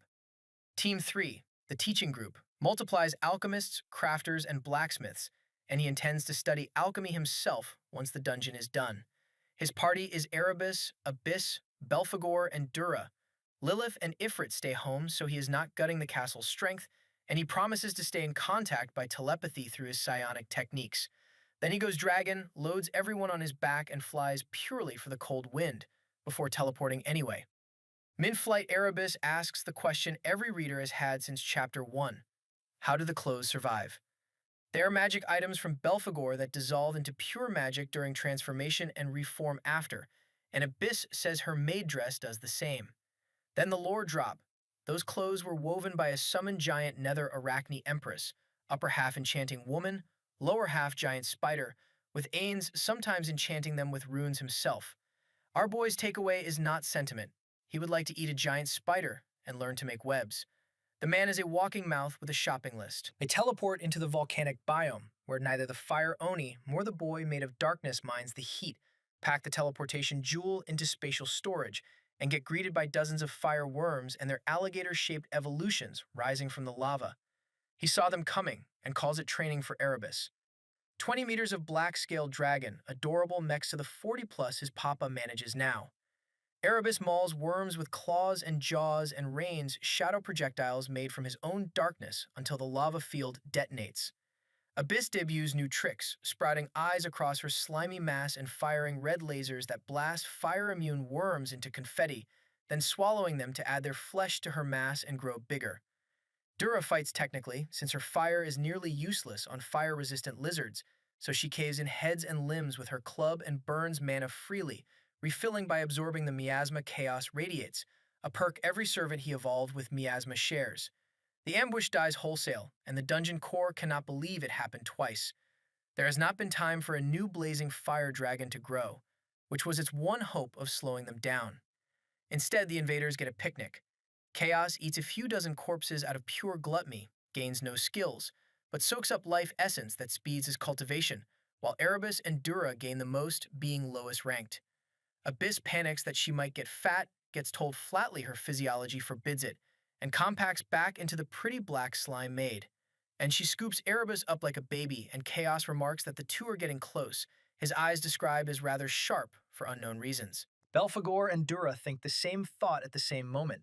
Is the Lord jealous, and of which one? Nobody dares ask. He says nothing, sets his son on his shoulders, and takes the endless spiral stairs down, skipping two entire side biomes. A few meters in, wall and ceiling mimics. Same family as treasure chest mimics, hiding under organic brick-like shells. Their ambush fails against the party's senses. He plucks one off the wall and eats it alive while only partially shapeshifting because the corridor is narrow, and the rest drop their disguises. Masses of red tentacles studded with jaws and eyes. Vacuum Stomach swallows 4 in one attack. There are hundreds. The walls keep unpeeling themselves. Even the larvae camouflage as loose bricks capable of knocking out a careless adventurer hop in and get squashed like insects. And the text says the quiet part out loud again. Every kill floods him with life essence, and thanks to his curse, modified for reasons he still does not know, his cultivation speed is enormously boosted. Somebody is cheating on his behalf, and he has no idea. He flattens stair-sized mimics, extends giant tentacles to shovel corpses into the vacuum stomach, and snacks his way downward. Belphegor torches the corridor with spectral flames. Our boy discovers grilled mimic beats raw, wishes he had salt, then remembers he owns salt and takes it out of his inventory. He takes out the ale too, then shares both. So the squad is seasoning and drinking their way through monsters that could level a town, which the source itself admits feels like an insult to the dungeon core. Ding. Mimic Monster Bloody Bite, a savage jaw attack that may leave infected wounds. Mimic Monster Body Slam, all this grotesque weight dropped on a target. Mimic Monster Body Projectile, detaching his own parts and throwing them. Organic Stone Shell Creation, growing brick-like organic armor. Inner Flesh Manipulation, reshaping his own flesh. Tentacle Extension, stretching tentacles to ridiculous sizes. Plus Stealth, using mana to reduce his presence, and Camouflage, using mana to blend in and temporarily change his skin color. Over 100 mimics eaten and no mimicry, which annoys him. His theory is that real mimicry needs a full-body shapeshift these things cannot do. What he wants now is fusion, and he planned ahead. Before leaving, he commissioned Edward to craft the accessory novice alchemists use, a ring or bracelet carrying the synthesis effect, hoping it lets him fuse skills. The materials are cheap because the Colossi, once rusty statues, now fed on his miasma, work as living farms churning out crystals, ores, and spirit stones to order. Then the stairs bottom out into a mini biome and a giant mimic boss stands up. 15 meters of fused mimic colony built like a man-o'-war, jaws roaring, crimson-red aura pouring off it, appraised at peak X rank, the tier of the blazing fire dragon that used to be a real fight. Our boy tells the staff to gang up on it while he watches. What follows is a flex reel for the supporting cast. Belphegor's phantasmal flames burn several of its souls directly. Dura's fire stacks on top, and the Titan blocks by layering shells shaped like walls, ceilings, bricks, and stairs. Italia conjures an enormous blade of crystallized blood and cracks the shell, and when the beast strips it away with its tentacles and regrows the plating, the narration calls that a bad choice. She is faster than everyone but Chaos, an assassin rogue whose offense was the weak spot until she became a Chaos damper and her blood powers exploded, and she buries it under hundreds of slashes with blood-coated knives while crystallized blood blades spin around her. Abyss shapes her mass into a single fist and punches it into the ceiling, shattering shells and exposing soft meat. Erebus impales it from every side with spears of shadow. Under 5 minutes. Erebus, Dura, and Natalia each climb a few ranks off the essence, closing on peak X rank and pseudo-demi-deity. Then they grill the Titan and eat it, and here's the warm beat. Belphegor eats too, the first time in his existence because he hit pseudo-demi-deity realm earlier that day. Undead at that realm can consume things and convert essence into mana, becoming self-sustaining. They never feel hunger, and Ain's never bothered, preferring to cultivate his mana core. The floating skull does not need food. He just discovered he likes it, says so sincerely, and thanks his lord. He also grew into a flaming skull the size of an elephant. For scale, Ains died with roughly 50 million mana gathered across his whole life. His son was born with double that and has doubled it again in a week. 30-minute break, Chaos eats most of it, including the shells, and gets 4 skills: body division, body assimilation, compound body, colony connection. These 4 are the scariest things he has picked up, and the text says all consumption is now defying logic itself. Body division splits his own body, spending mass he can stockpile by eating flesh, with divided parts gaining consciousness and even becoming new living beings. Body assimilation absorbs dead bodies of any kind for skills, abilities, mass, and essence. Compound body turns him into many small beings, forming a big one, or fuses him with many entities into something bigger, temporarily borrowing abilities. Colony connection links him to anything counted as part of his colony, offspring included, so naturally he test drives it in front of everyone. He divides off his own arm, which becomes a creature in its own right, and orders it to crawl away like a worm while a new arm regrows. He could theoretically divide forever, except each split costs mass he must eat back, exactly like Abyss. Then he refuses the arm into his chest, giving himself a third arm and calls it inconvenient. Belphegor catches the real discovery. His severed parts no longer crumble into ashes. Chaos files that under summoning materials. Then he runs inner flesh manipulation on the spare arm and sculpts it into an eyeless crimson-red bat of raw flesh on membrane wings, feeding him sensation through colony connection. Then he converts both of his own eyes into clones, fuses them into the bat, and regrows fresh ones. Then he feeds it mass and splits it into 5, so losing 1 still leaves 4 scouts. Natalia is impressed. Abyss asks to keep one as a pet and gets a no. Lending pieces of himself out as pets was never the plan. Erebus asks if they are siblings and gets a firmer no, because those are flesh, not children. The kid sulks. He is already scheming to fuse all 4 skills into 1. Auto-mapping says 50 floors down. They hit a corridor 40 by 40 meters, too tight for a full dragon, 1 kilometer long, and sprint it like colored meteors, suspiciously monster-free. The flesh bats already spotted a misty cave ahead, glowing crystals, ceiling hundreds of meters up. Then the ground trembles. A 30-meter turtle erupts from the dirt, and it is not the shell-ore turtle his people farmed before. Rock-hard scales, a shell studded with sharp, colorful crystals, mushrooms on it pumping out poisonous, toxic mist, and a head that belongs on a small dragon. Appraisal confirms Belphegor's call. An earthworm, a lesser species of earth dragon, around early X rank, and it feels experienced, glaring at Chaos as the only one worth killing. It tucks its limbs into the shell and comes spinning, spikes shredding the ground, ceiling, and crystals on the way. Our boy stays calm, shapeshifts his hands into giant dragon claws layered with fire, chaos, storms, electricity, and shadow until they burn as corrosive netherlace flame, and catches the spinning turtle like a baseball. Then draconic eyes of pyrokinesis light it up. Fire alone barely bothers it, but the stacked attributes dissolve the shell until it cracks apart and its innards spill while it lives. It tries house-sized boulder magic and gets answered with meteor shower from his fire dragon magic. Then blazing fire dragon breath roasts it, the verdict being that Chaos is simply on a different level. Then the floor shakes again and the family arrives. Natalia perforates 1 turtle's limbs and needles the holes when it hides. Dura burns it out from inside with flames and axe, and Abyss drops her expanded mass onto it and ends it instantly, which only angers the others. Belphegor cackles that he loves slaughtering weaklings and cooks them alive with flames their resistance cannot stop. Erebus goes dark chaos dragon, corrodes shells and scales with his breath of darkness, then cracks them like eggs. Chaos transforms and does the same, absorbing their blood and hardening it into projectiles that punch clean through shell.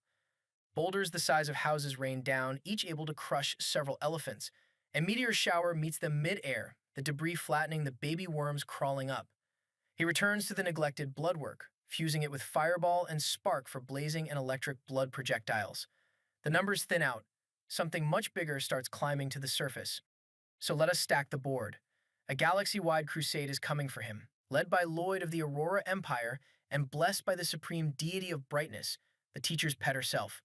The Galaxy Corps secretly rewrote his curse to accelerate everything he does, and he still has no clue why cultivation feels so generous. His father's soul is still sealed in perpetual light on a 100-year clock. Meanwhile, our boy is 50 floors deep with a sun made of shadow, a maid campaigning to be called Mama, a skull who just learned what food is, and a dungeon of his own back home. There is a library to read cover to cover, space pirates to eat, and something enormous surfacing right now. What could possibly go wrong? Like, subscribe, and I will see you in part 2.